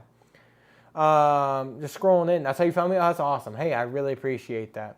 Can you recommend a cheap DDR4 12th generation motherboard? Yes. Something like a B660 board. So like the 660 version of this board. Prime. Pretty good boards. They're reliable. I would trust that one right there. What else are you guys saying? Your friend has a custom water-cooled loop and he hasn't changed it. Okay, yeah, if it's been a long time, you're posing some big risk right there. I don't know if I would do that. I'd recommend kind of following that timeline I kind of just laid out for you guys. Like if you do have a custom water-cooled loop, please maintain it, because if you have issues with it, it can be very, very expensive to fix. If you have to take it to a shop, I will tell you, I'd like to say I'm very nice about handling custom water-cooled systems, but a lot of shops won't want to take them, or if they do, they're going to charge you a fortune to get it fixed. Especially if they have to do all the cleaning work. Especially if you're going to do a deep clean on it because it's gunked up because you haven't touched it in so long, or you haven't changed the fluid or anything like that. It can be very expensive, so that's something to keep in mind. If you're going to do that, know that you're going to be maintaining it. Because if not, you're really just wasting money at that point. All right, got screws there. Let's get our power supply out. And almost done with system number 3. We're moving through it. All right, throw that off to the side. Get these twist ties out. What other things are you guys saying? Yeah, I changed the thermal paste on my Intel Celeron yesterday. It was the OG. Oh, really? Wow. Yeah.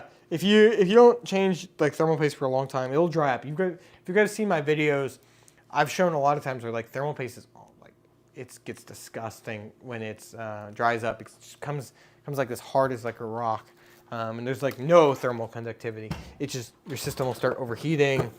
You'll get all kinds of issues. All right, power supply box out of the way. Let's go ahead and get this. Nope, just pop the front off the case. Let's go ahead and get this thing installed. Really? It wasn't overheating. Yeah, I mean, it just depends. Sometimes the quality of thermal paste will vary a little bit. All right, so we just got to get this power supply in. There we go. Pop that in right there. Line that up. Let me grab my screws. And let's keep on going, guys. Knocking these out. All right. We got 1, 2, 3, 4 screws. All right, so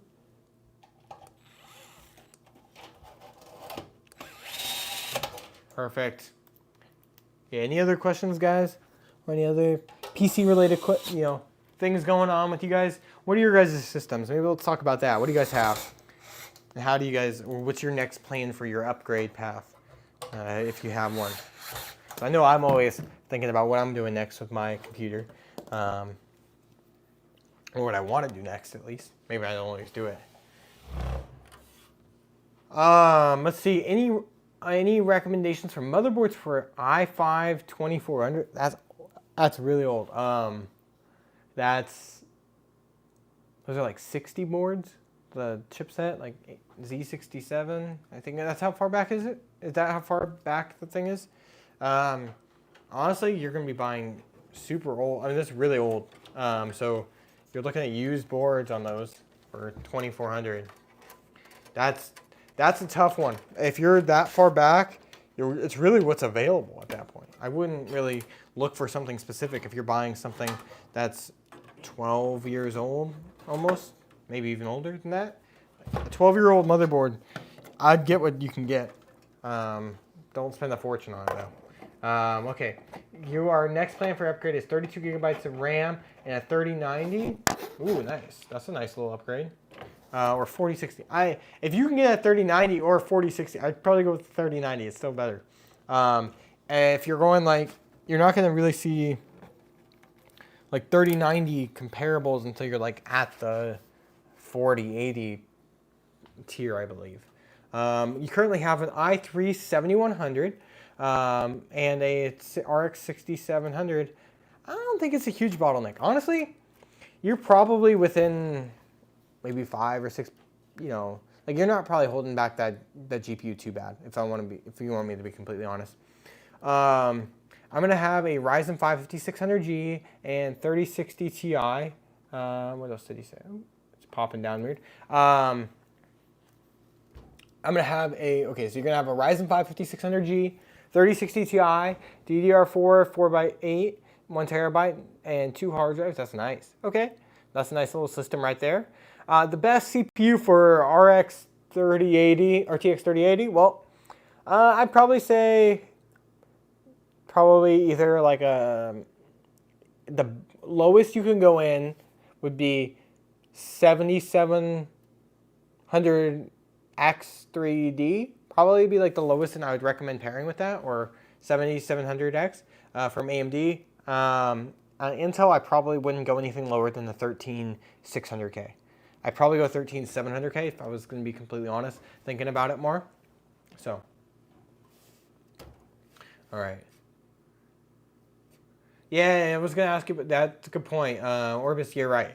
Yeah, Prime, why'd you decide the 5600G? I mean, the only reason I would recommend that sometimes is if you bought that first, you were using the system for a while, and then you're kind of coming back to something else in the future or something like that. Let me change this a little bit.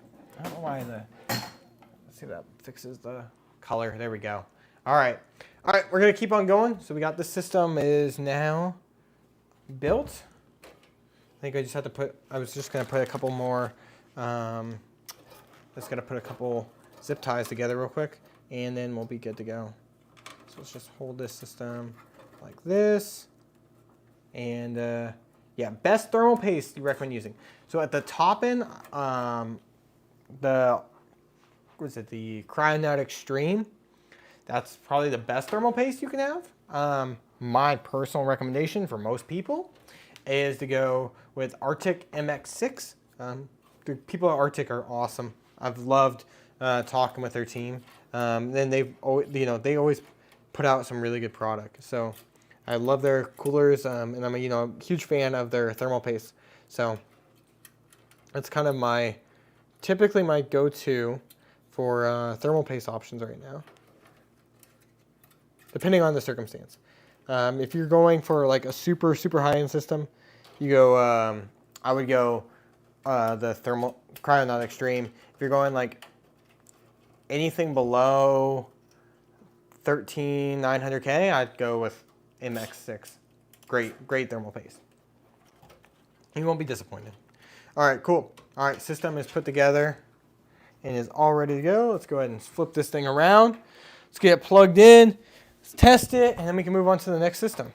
Really should have grabbed some water before starting this, because I am getting a little thirsty now. Talking a lot. All right, cool. Let's fire it up. System is loading. Let's see if it works. All right, got a bunch of garbage right there in the way. You forgot what monitor you have? What monitor do you have? That's, I don't know, like the name of it. Hey, Orbis, I really appreciate the heart. Thank you so much. I just saw that you sent that. Let me think. Where I live, the 5600 has a big price difference. Really? So the 5600G is much cheaper or something? That's interesting.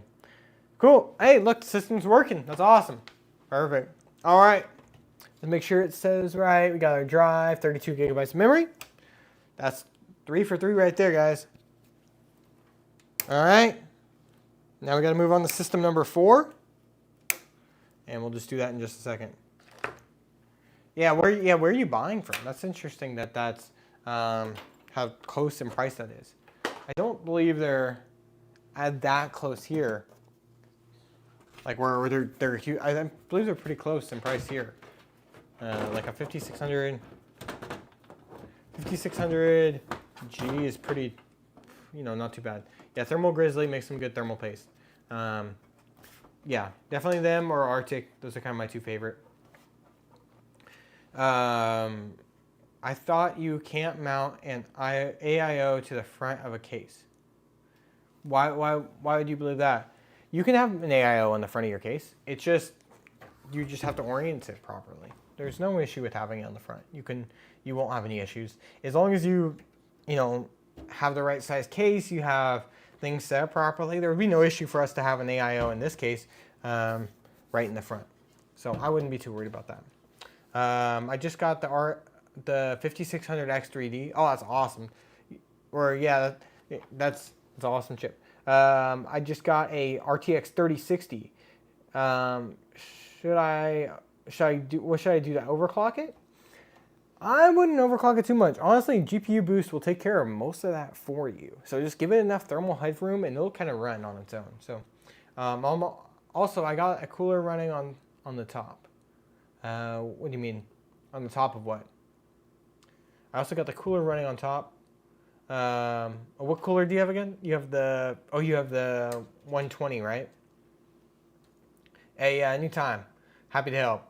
I use Thermal Grizzly, Crown 9 Extreme, wonderful thermal paste. Yep, I agree. Great thermal paste. I think I did a video on it a while back. Showed dropping temperatures quite a bit. Especially if you have like an underpowered cooler, it can make a good difference. Like if you're struggling with cooling and you can't buy another cooler, it's expensive thermal paste, but it's cheaper than having to replace your cooler.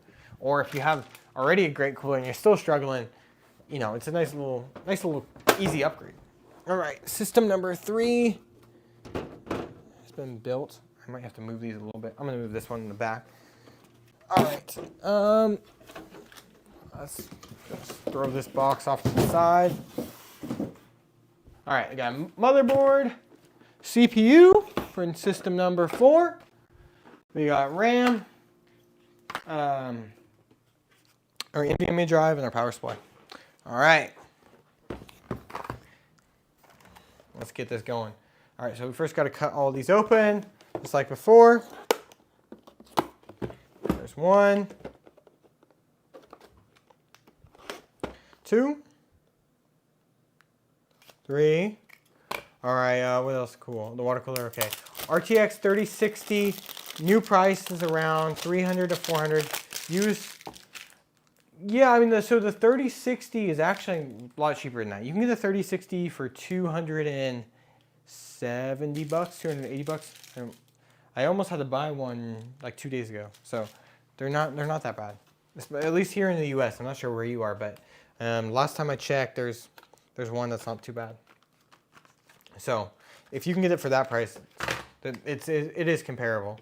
But yeah, the 3070 is $400 used is a pretty good price. I think I just gotta spoil a little bit for you guys for the upcoming video on our flipping series, but I got an RTX 3080 for about 400 bucks. So I just got it. I bought it. I found a listing for it, and it's going to be probably the heart of one of our upcoming builds in that series. So I think you guys are going to really you guys are really going to like it. Yeah, I am from the U.S. What about you? Where are you from, Orbis? Yeah, so that's going to be a really cool build. So I was able to get one for about 400 bucks, which is like new. They're 600 plus. So it'll be part of our flip series. East Europe, okay. Yeah, see, the prices do fluctuate quite a bit depending on what country you are in. But I appreciate you joining. It's probably pretty late there then, if you're all the way over there. I really appreciate you joining this and stopping by and sending that heart earlier. A lot of thanks to you. Oh, you are too, really? Yeah, okay, that's cool. Also, on the Intel Celeron, I bent pins, so the motherboard I use a corner of an A4 paper to repair it. Really? Oh yeah, you aligned them with it? Yeah, you can usually do it with like a credit card. You can sometimes do it with like very thin tools like that. Or if you use an X-Acto knife, that also works. There you go. All right, cool. Thanks for coming by. Really appreciate it, guys. Let's see what else. Yeah, great recommendation, Skyborn. All right, let's go ahead. Let's flip you guys over to the top-down view. Let's get this system going. All right, we're almost 2 hours in. We're almost already on our fourth system. So let's get this going. All right, we got to do our CPU first. Let's go and pop this guy in.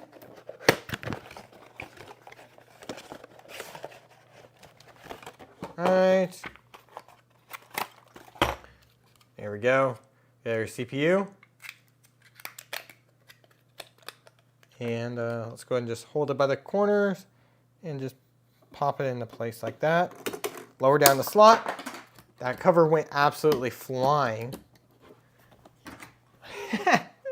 That thing went flying. Oh my gosh.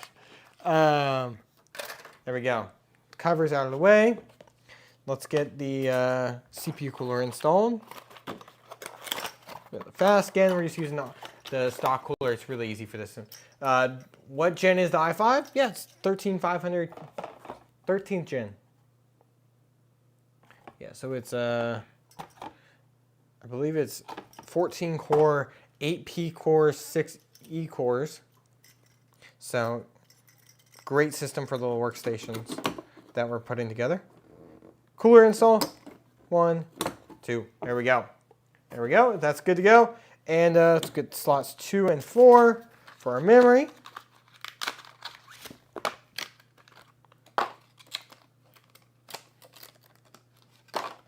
And there we pop this in. And we will also pop this in right here.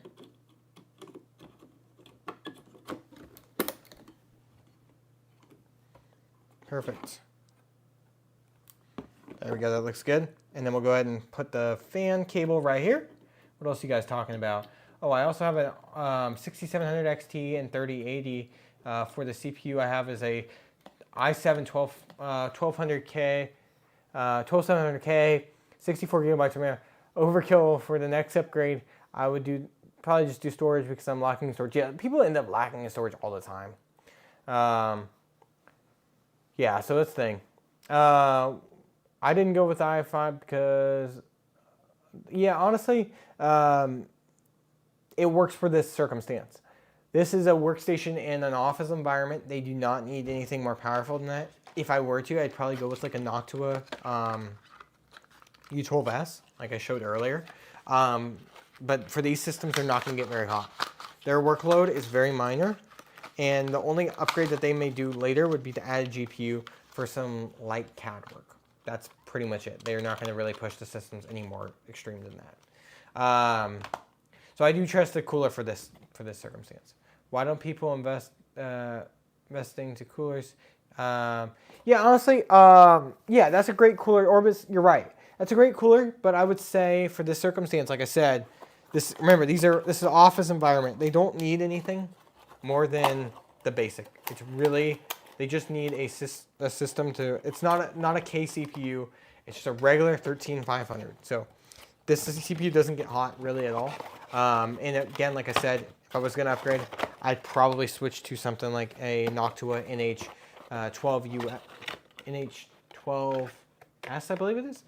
I'm fumbling on that one a little bit. But yeah, anyways, that's kind of where I am right now with it. What else are you saying? Yeah, so the GPU, what GPU are you using for the build? Are you asking me, Prime? So there's no GPU in this build specifically. The GPUs will only be if they decide to upgrade. So I've given them basically a system that they can easily upgrade when they're ready. They just call me and we'll upgrade to whatever the latest generation GPU is, probably something in the mid-range, because they're not going to need anything more powerful than that. So that's just a good rule of thumb right there. Any good SSDs out there, like reasonable price? Yes, there's actually a great deal right now where I just bought some Crucial P5 Plus. We're doing a server for the other customer, for the customer server later, and we're gonna put some P5 Plus drives in it. These are really cheap. I think 1 terabyte for $50. Really cheap. So that's probably a great option right there. I mean, I used the i5 11400 for streaming so far. It wasn't disappointed. That's awesome. That's so good. And now they don't need a GT 730. That's probably worse than the integrated graphics that they're already gonna have. Yeah, well, they're good. Yeah, they'll be good. If you on RTX use GPU for streaming, yeah, that's a nice thing. If you are streaming, offload some of your work to your GPU.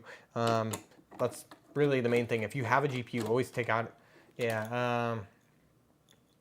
And so, LB Tech, you got a giveaway going?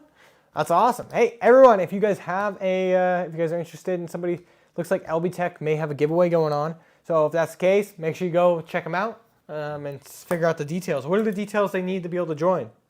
Happy to share it with people, because I'm always happy to give back to people. I got a 1 terabyte SSD for $35. It's ADATA. Yeah, is it M.2? Is it an NVMe drive? So I'm looking for like fast Gen 4 drives. So the Gen 4 drives, so the P5 Plus, you're like 7,000 megabytes per second at $50 for 1 terabyte is a really good deal. Are they good for gaming or no? Yeah, absolutely. Those are great games. Those are great for gaming. The SSDs really for gaming just need speed, if you want me to be completely honest. Skyborn. Yeah. Honestly, if you're just looking at, look for like, if you have a modern CPU, I'm pretty sure you do because you said you had a 12700K, look for Gen 4 drives that are running above like 6,000 megabytes per second. You're not going to be disappointed. It's going to be really fast. Do you think a 1050 Ti can be paired with a Ryzen 4? Yeah, 550-400. Yeah, I won't see why that would cause any issues. You shouldn't be bottlenecked there. I mean, really, that's really not bad. You know, that's not a bad pairing. You probably can get away with that without suffering at all on performance. Yeah, but LB Tech, what are your details of your giveaway? I want to make sure I share those with people. Best for gaming. Western Digital Black. Honestly, I don't know about those drives. Western Digital Black's not bad. But I do have to say, the drive really just matters about speed and reliability. I wouldn't fall into a lot of the marketing stuff that a lot of other places. Let me flip you guys back over to the main camera as I have to open up this box. Yeah, so I wouldn't fall into a lot of the marketing of like gaming SSDs. Most of them don't have anything that is gaming specific unless it's like design. Like I paid a premium for the Star Wars drives, but that's because I made a really cool video about it. And there was a reason for it. I wanted to do my own system, so that's kind of why I did it. Are you going to sleep, Prime? All right, well, you have a wonderful rest of your night. Thank you so much for stopping by. If you want to go ahead and see the end of this, we'll have a full VOD over on YouTube, so you can check that out tomorrow if you want to finish up the last little half of it over there. Anyways, yeah, let's keep on going, guys. You'll be about 2 hours in on the timestamp, just so you know where you are. All right, I appreciate it. I will definitely look into it. Yeah, absolutely. Yeah, I would just go. Yeah, I like Crucial drives. I also like the Sabrent Rocket Plus drives, so they're a little bit faster than these ones. If you're gaming, they're also not too bad in price. The Sabrent Rocket drives are already pretty good in price, but the Plus drives are even faster, so you do have that little benefit there. All right, cool. Let's go and get this PC case out of the box and pop this out. I also have a cool build coming up I think you guys are gonna like. I'm doing an all white build. That's gonna be cool. I think I'll probably live stream the build. Yeah, so I definitely with a monitor here. This is an old Dell monitor. This is nothing fancy. This is something that a customer gave me, and I just use it because it's height adjustable. It's got all the inputs I need. I have other monitors that, for this one, this is all I use, just for testing. Why are you speed running PCs? Yeah, it's pretty much what I feel like I'm doing. I'm just like, see how fast I can build them. But we did 3 PCs, 2 hours. I mean, we could probably do way faster. I do want to do a PC speed build challenge in the future. So, if you guys want me to do something like that, let me know. I think I have some ideas. Yeah, so I'm doing an all-white PC. That's what I was saying just a minute ago. The all-white PC, I'm going to be doing it in Thermaltake's Tower 200. It looks like it's going to be a really nice build. The hardware inside really doesn't matter as much. It's really about the aesthetic for it because it's more for videos and stuff like that. It'll probably be the same CPU that I'm using here. I think I have an extra one, the 13500K. And then it's like I got like a silver white motherboard. I got white RAM. It's actually a really cool kit. I want to do a video on it. I got a white GPU. The case is all white. Got white power supply extensions. So it's gonna be like, it'll be a nice build. The SSD is not white, but I don't even know if there's white SSDs. Maybe there are. So if there are, I'll probably buy one just for the video. Yeah, so that will probably be, I haven't decided how I'm doing that, if it's gonna be live stream or if it's gonna be like a long form piece. So what I'll probably do is a long form piece on the build performance, and then I'll probably do some short-term videos on showing off the case and some of the other componentry, just to kind of talk about it all. Let's see, I think I'm missing some stuff you guys are saying. Let me get back to where you guys were, because I did miss some stuff.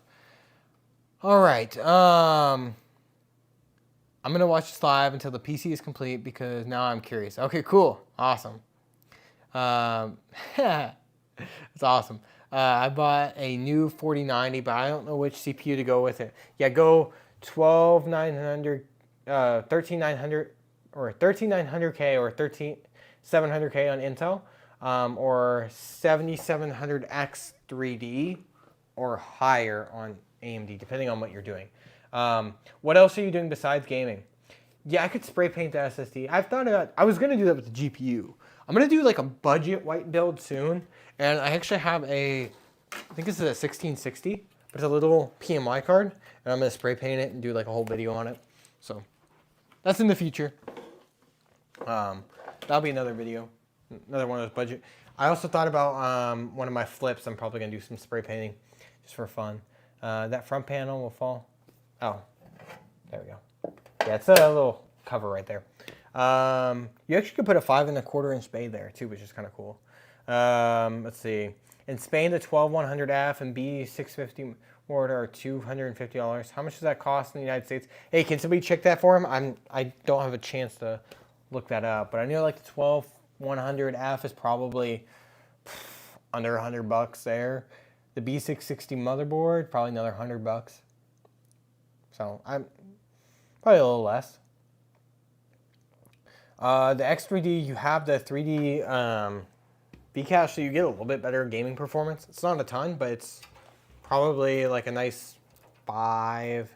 I think it's like a nice like 5% boost, if I'm remembering correct, for most games that take advantage of it.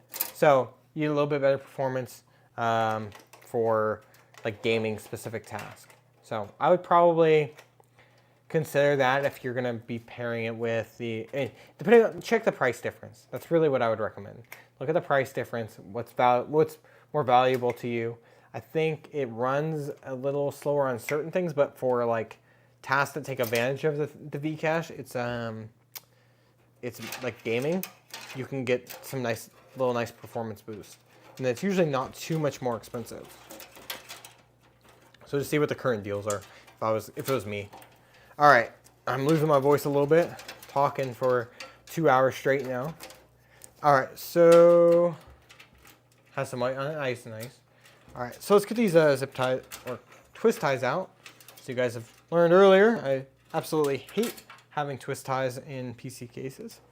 And I really hope to one day get one of these PC cases in for review or for a build and not see one. And that would be like my day. I would be so happy when that happens, or if PC manufacturer does it. You're watching, do it, because that video, I will be talking about that forever. Just get rid of the twist ties. They're not necessary. They just end up being just waste. So, all right, anyways, pop this cover in. 1, 2, there we go. Get the corner in. There we go. All right, let's slide this thing in. We're gonna grab it by the, let me flip you guys over to the top-down cam. All right, we're back to the top-down cam. We're gonna go ahead and we're gonna go ahead and slide this board in place. Perfect. Boom. And we're all lined up on the back. Let's grab our screws. Let's see. All right, I appreciate it. We'll definitely look into it. Yeah, cool. 12100F is $108 USD right now. Thank you for the help. I really appreciate it. What do you think about people using EXP RTX 4090 on full HD monitors? I mean, that's kind of that's crazy unless you're doing like really high refresh rate gaming, because you're paying that much. I would almost say like you really shouldn't be using anything besides a 1440p monitor. Yeah, twist ties. Yeah, absolutely. Thank you for the follow. Appreciate it. I've had a, let's see. Can we see the other PC, the other angle, please? Okay, you got it. All right, cool. I think I flipped it for you just in time. Thank you for all those people just joining. We're just building some PCs right now. We're building some workstations for some customers. So let's get this motherboard screwed in. What's the optimal NVIDIA GPU for a 1440p monitor? Latest gen, 4070, probably. Probably like the sweet spot. Like you could probably run most games at 1440p, 4060 Ti, 16 gigabyte. But I'd probably go 4070 at that point. MSI Mag B660 Tomahawk Wi-Fi is $189 off Amazon. Seems high for a B660 board, because this B760 board was only, and you can do that with it's only $130. I can't remember exactly, but it wasn't that bad. It was actually not bad. But thank you so much for looking that up. I really appreciate it, Skyborn. All right, so you know what I noticed is this board actually still has a slot if you wanted to add Wi-Fi to it. I wonder if it's actually enabled, where it can be easily done. So it can. That's actually kind of nice. Everything in this office that we're putting in is all wired, so you don't really have to think about that. But it is interesting to think about that they have that option. Cool. Boom. There we go. All right. Thank you for all those new people joining. I see a bunch of people just stopped by. Let's go ahead and get everything pre-wired up. like I said earlier, I like to go ahead and do pre-wiring. So I wire all of the non-power supply stuff first. This allows me to kind of make the process much easier. Oh yeah, so if you have that slot there, you can usually buy a Wi-Fi module. There's usually one, like you can probably look up which one's compatible with that board, or most probably are compatible because it looks like it's just a standardized like M.2 slot. It's normally how they are. Your motherboard manual might say it more specifically, so you may have to check that. But basically, you just pop it right in. This one has little pass-throughs for the Wi-Fi antenna cables that you can pop out. Yeah, sure. Yeah, what CPU? We're 13500. That's the CPU, i5. Me with a Xeon processor in 2023. Hey, well, is it okay? Did you buy it as originally with a Xeon processor, or is that something like you put in used type thing? Because those are like, that's two different types of categories of people. Because if you just haven't upgraded your system from a Xeon that you got like 5-6 years ago, like brand new, that's, hey, well, maybe it's just time for an upgrade. But if you got it like used or something like that, it still could handle certain things depending on what you're doing. I also have some computers I was just given from another business of mine. They had some old servers, and I want to make some videos on them. So that'll probably be another video that we got to work on. There's one of them's like in mint condition. It's literally, hey, thanks for coming by. I really appreciate it. Thanks for stopping by. What GPU are you gonna use, man?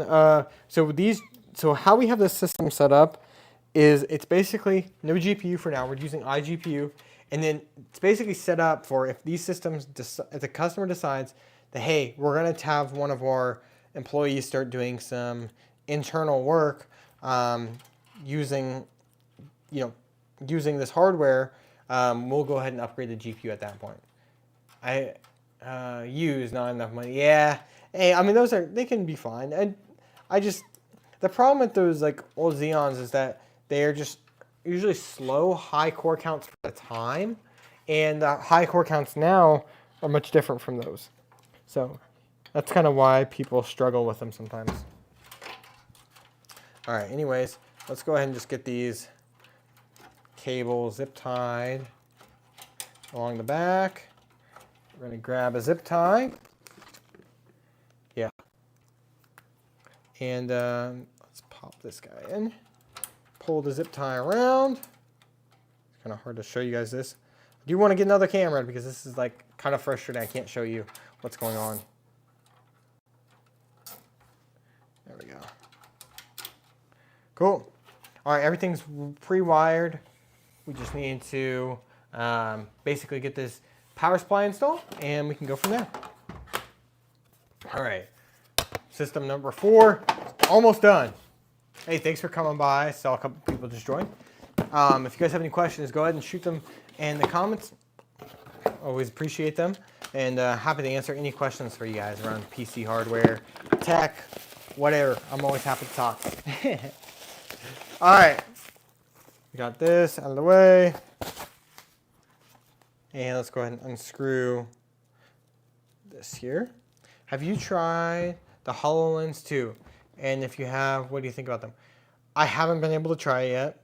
I know some people that have, and they thought there were some like cool aspects to it, but I think it's far from being super like user accepted. All that type of stuff is still a good distance from even like just normal VR is still far from being super widely adopted. That's the hardest part about it, is getting the adoption. Yeah, I do think that you're right. They were overhyped that they were going to change everything right away, but it's the time frame. It's very some innovation can take a long time to actually come through where it hits the mainstream market. You have to hit like, I think it's like 35% adoption rate of your market to like be considered like mainstream, or it's maybe even more than that. I can't remember what the number is, but there's a number where after you hit that, your product's now mainstream, which VR is not, even all these years later. Yeah. Would you like to have a physical controller instead of your hands? I would like to have a physical controller instead of my hands. Yeah, I think a physical controller for like VR and stuff like that does have its benefits. I think having the option is the way to go. I don't think telling people like you have to do one or the other is a smart idea, because people already are hesitant to adopt something like that. So I think the better way to do it is, hey, you can do it. We'll let you use either. We'll give you the controllers, but how about this? We let you use your hands or the controllers, because that way people can be a little more like they can test with it, and because that's really what's needed for somebody to like really get into it, is they got to be comfortable. All right, let's go ahead and pop our 8-pin cable in here.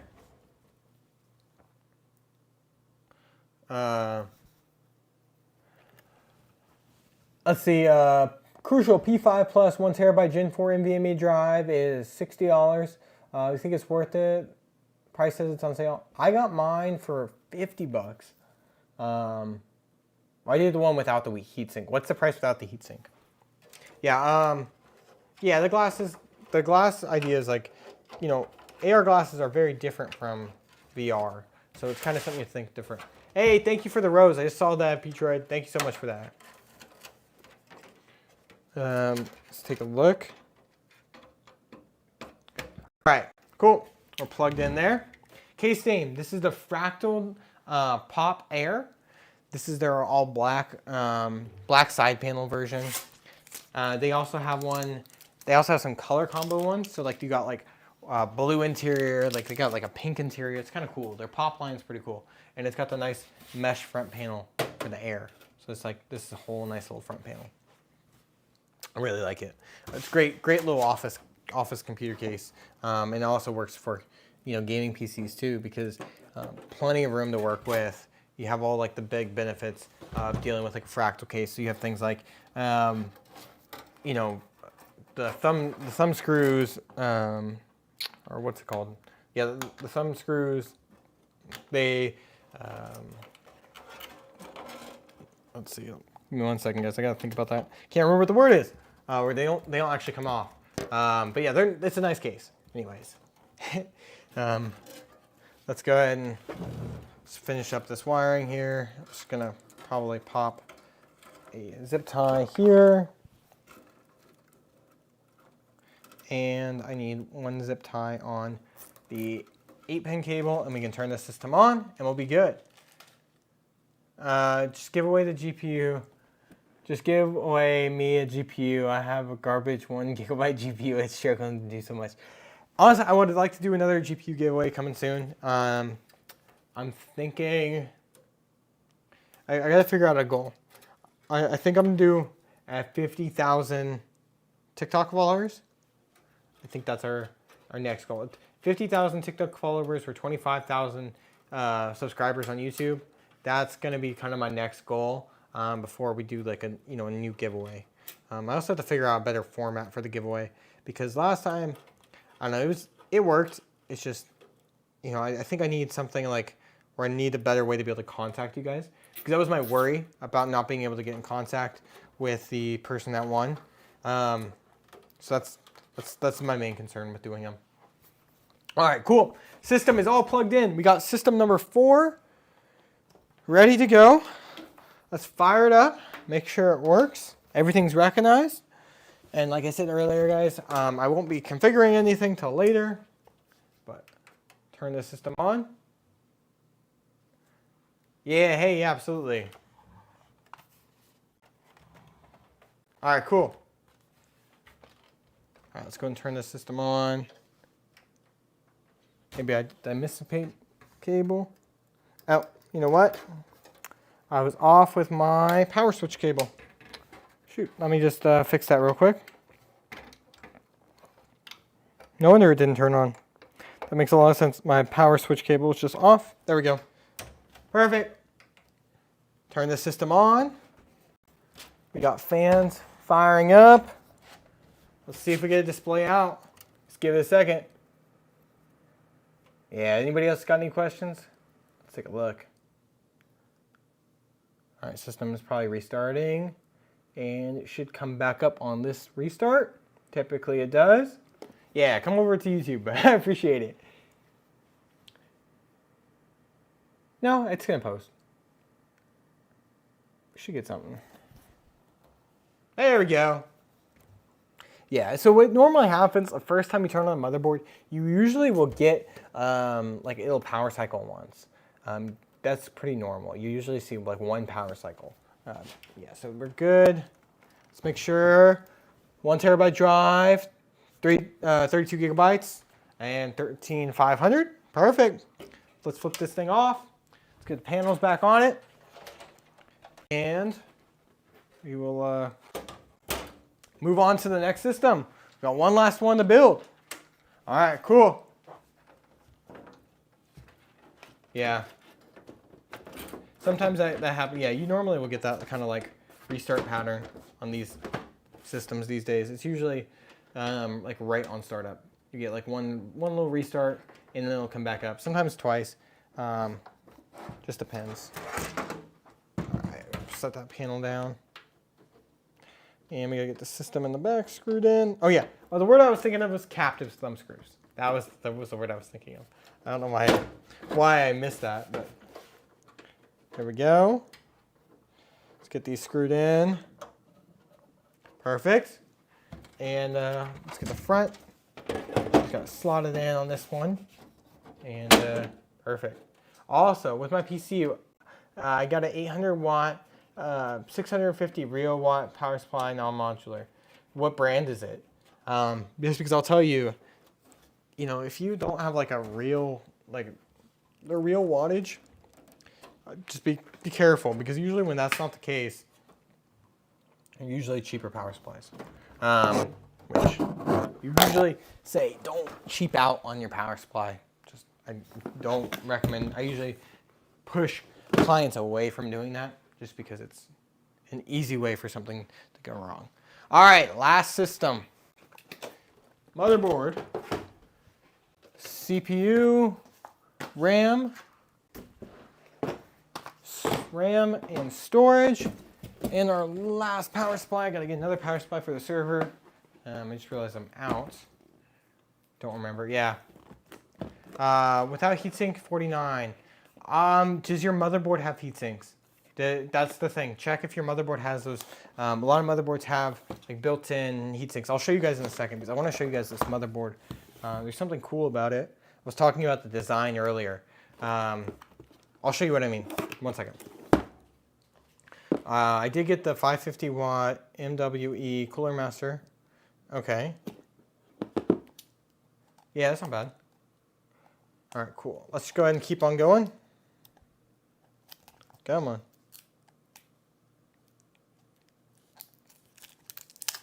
All right, get the plastic off. Cool. All right, that's ready. Get the last couple cuts right there. That's ready. And there we go. We are good to go. All right, so let's do the motherboard. So I gotta show you guys this real quick. You guys are gonna like this. The design on it is super cool.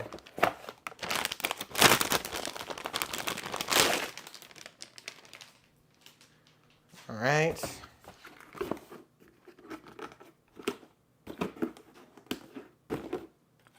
Check this out.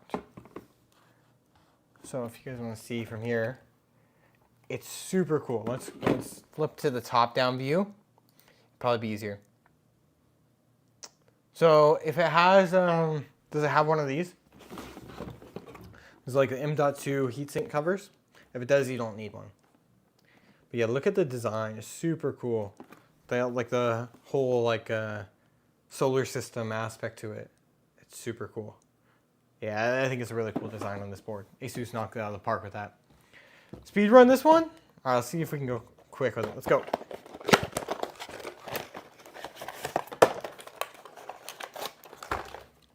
All right, we're speed running this one a little bit.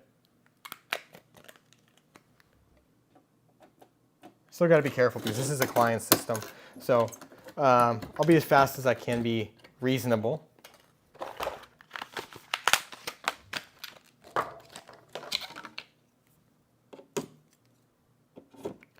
right. All right, one. There we go.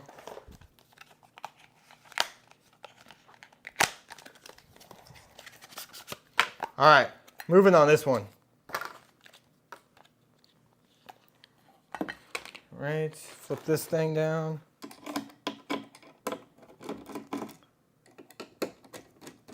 All right, we're moving quick on this build. Somebody challenged me to speed build it, so let's do it.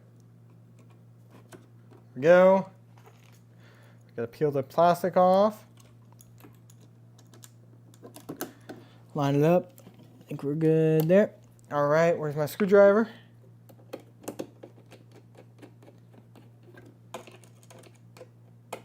I'll have to answer some of your guys' questions afterwards. The surface I'm working on is actually grounded. Let's go ahead and just move this stuff off to the side.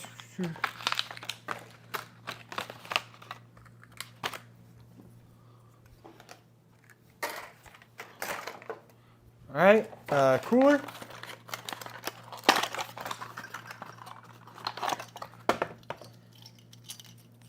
He doesn't have an M.2 cooler cover.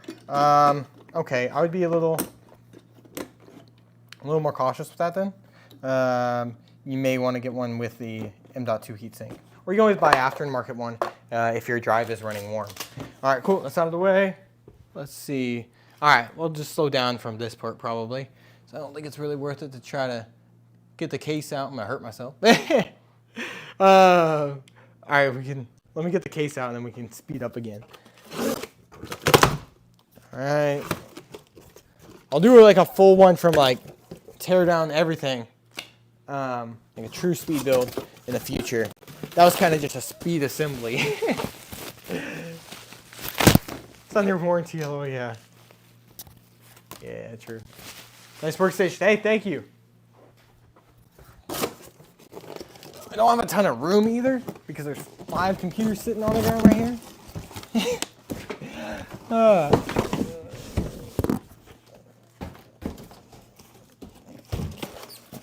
right.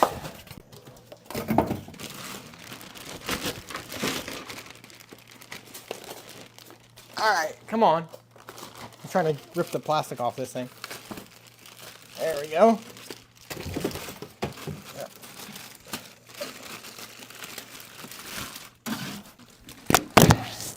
My microphone got stuck to it.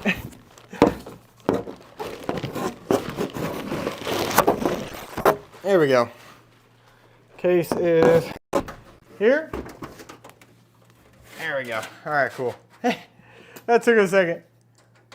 It was not a lot of room to work, so.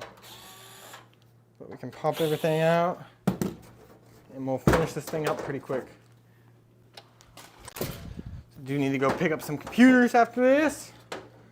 And day's not over yet. All right, we gotta get all the twist ties out. 1, 2 hours and 30 minutes. I just build dinosaur PCs. Wouldn't even know where to start with one like this, really. Yeah, what kind of hardware are you typically using?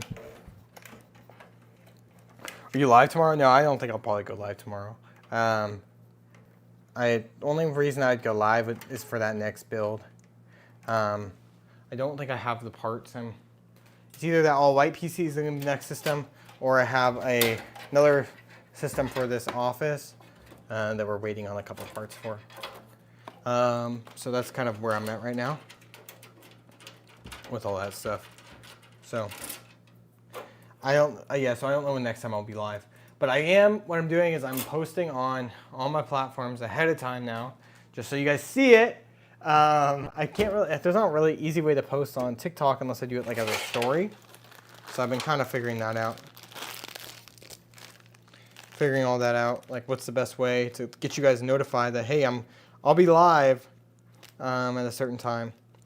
But I try to post on the community page on YouTube ahead of time, as well as on Instagram on my story, just because I feel like that's an easy place let you guys know what's going on. Request 10 system for tomorrow. I don't know if I could do that. I don't know if I could talk for 10 systems. Dude, part of it would be silent. All right, this stuff's all ready. Let's grab our board. Let's lay down our case. I gotta get IO shield in place first.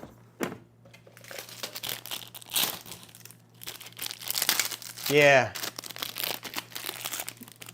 I'm learning from your channel. That's awesome. I really appreciate you coming by. All right, pop this IO shield in. Let me flip you guys over to the other camera. Cool. All right. Come on, pop in. This bottom is giving me trouble. There we go. Boom. Motherboard. Slide it in.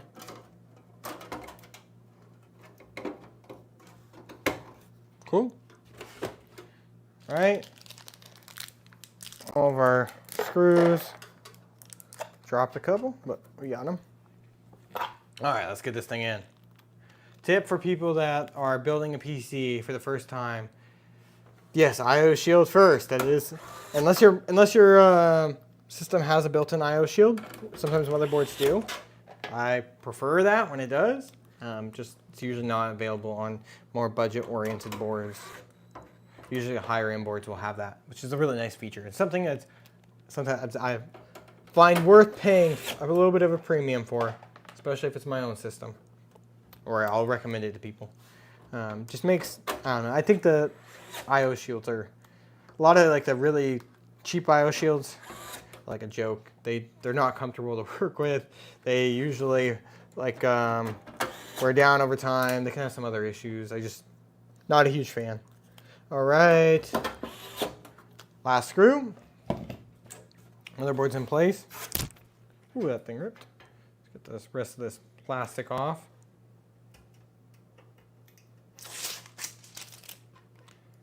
And there we go. All right, flip this guy up. Let's go ahead in here. Oh yeah, I know what you're talking about. Yeah, I have magnetic work mats. I'm just not using one. I use them for like my laptop and GPU disassemblies all the time. Pre-wire. Yeah, those are great. iFixit has some great mats. Huge fan of those. Use them all the time. Every single like laptop video that you guys may have seen, it's probably was using one of those. All right, cool. Yeah, I have like the bowl thing too. I prefer the mat. It's easier. With all the stuff I had out, I was like, I'm not gonna pull that out too. It's just gonna get in the way. If I was probably not doing this as like a live stream where I had to take everything out of the boxes and everything, I would probably take a bunch of stuff out first and then put them together and just have everything organized. There we go. Just threw my power switch in. The HD audio is in. Let's handle our fans. So we go this guy here. Cool. Can you build a PC for me? Can you build me a PC?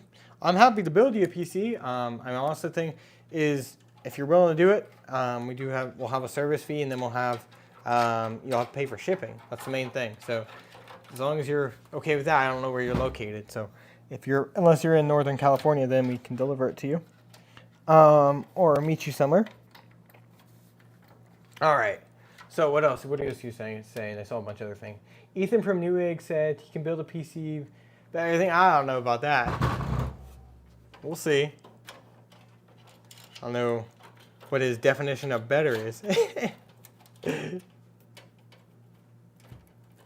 All right, just flip. Let's go ahead and tie this thing down. All right, this is my 5th system today.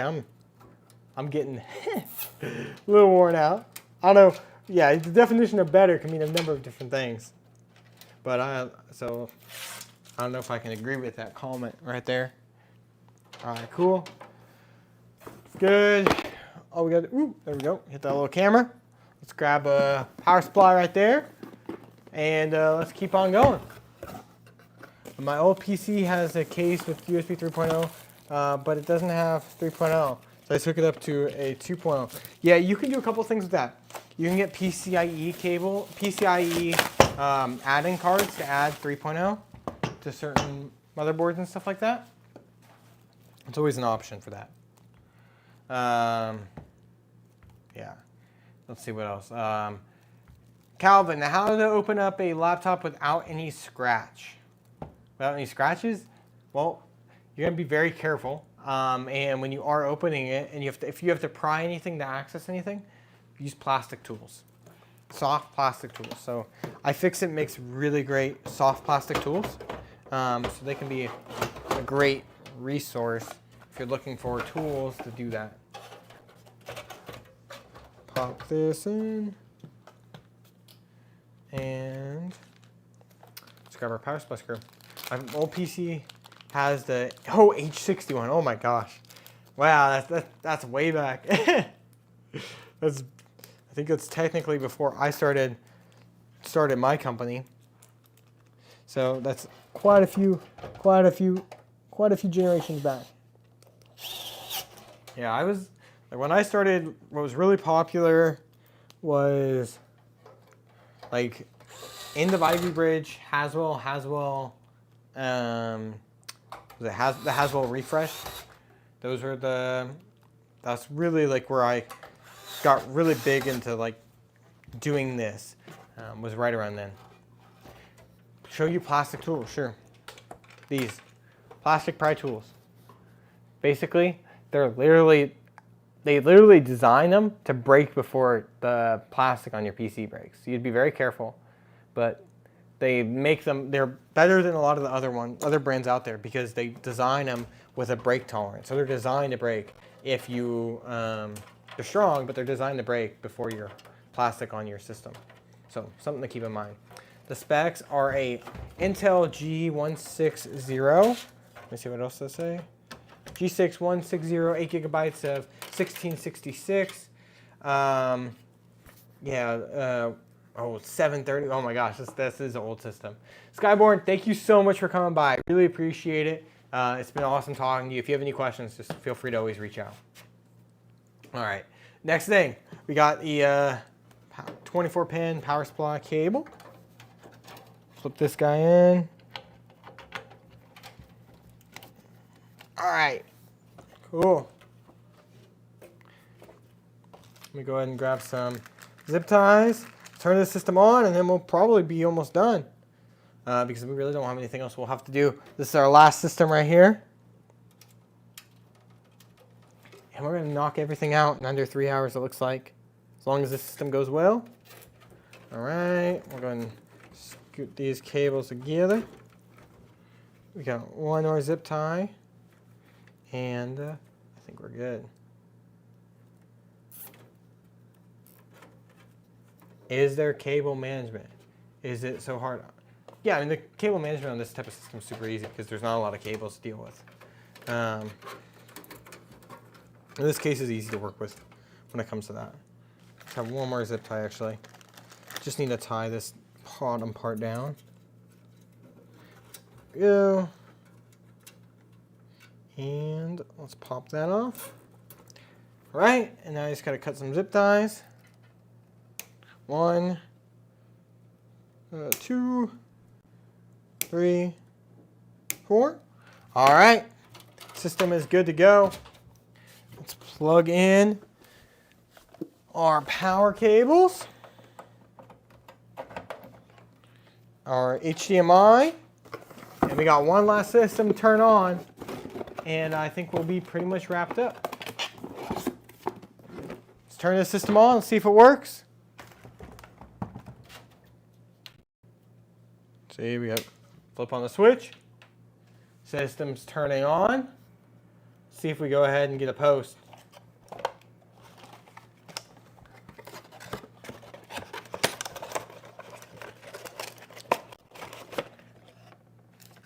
System usually restarts once. I think that's what it's doing right now. And let's see if it finishes up.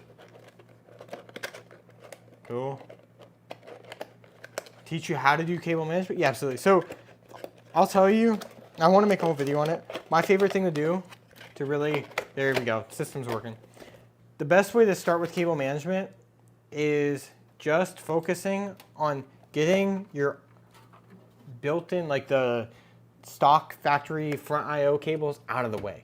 So that means wiring them first. And if you've watched this video or you watch the replay later on YouTube, basically you want to start with getting those out of the way and then basically bringing your other cables over the top to kind of tie them all in.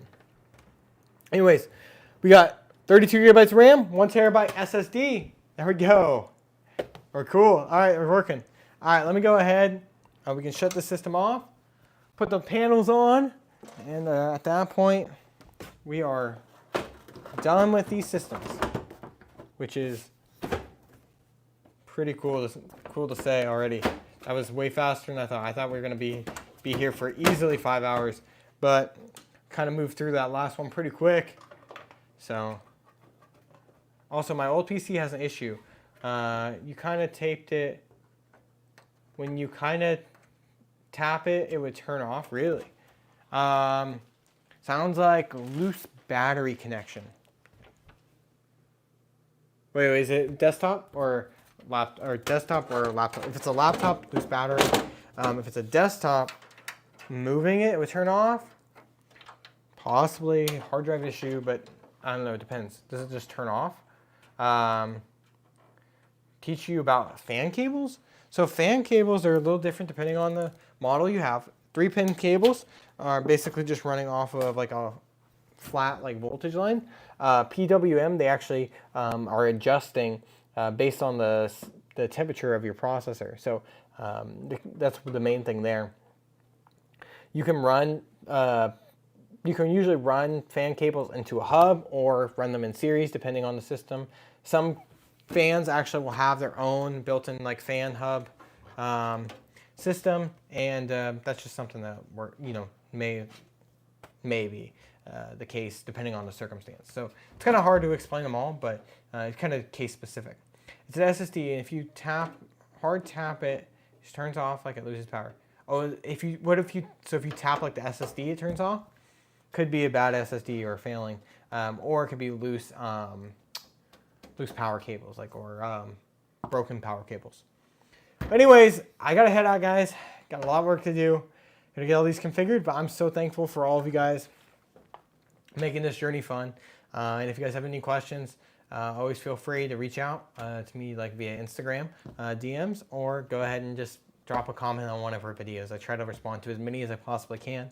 And if you guys haven't seen the video already, we dropped a new video series over on YouTube. Go check it out. Really appreciate it if you guys do. And if you guys want to watch the whole VOD of this live stream, if you didn't see it all, we'll go ahead and have that available on YouTube as well, so you can go ahead and check that out there.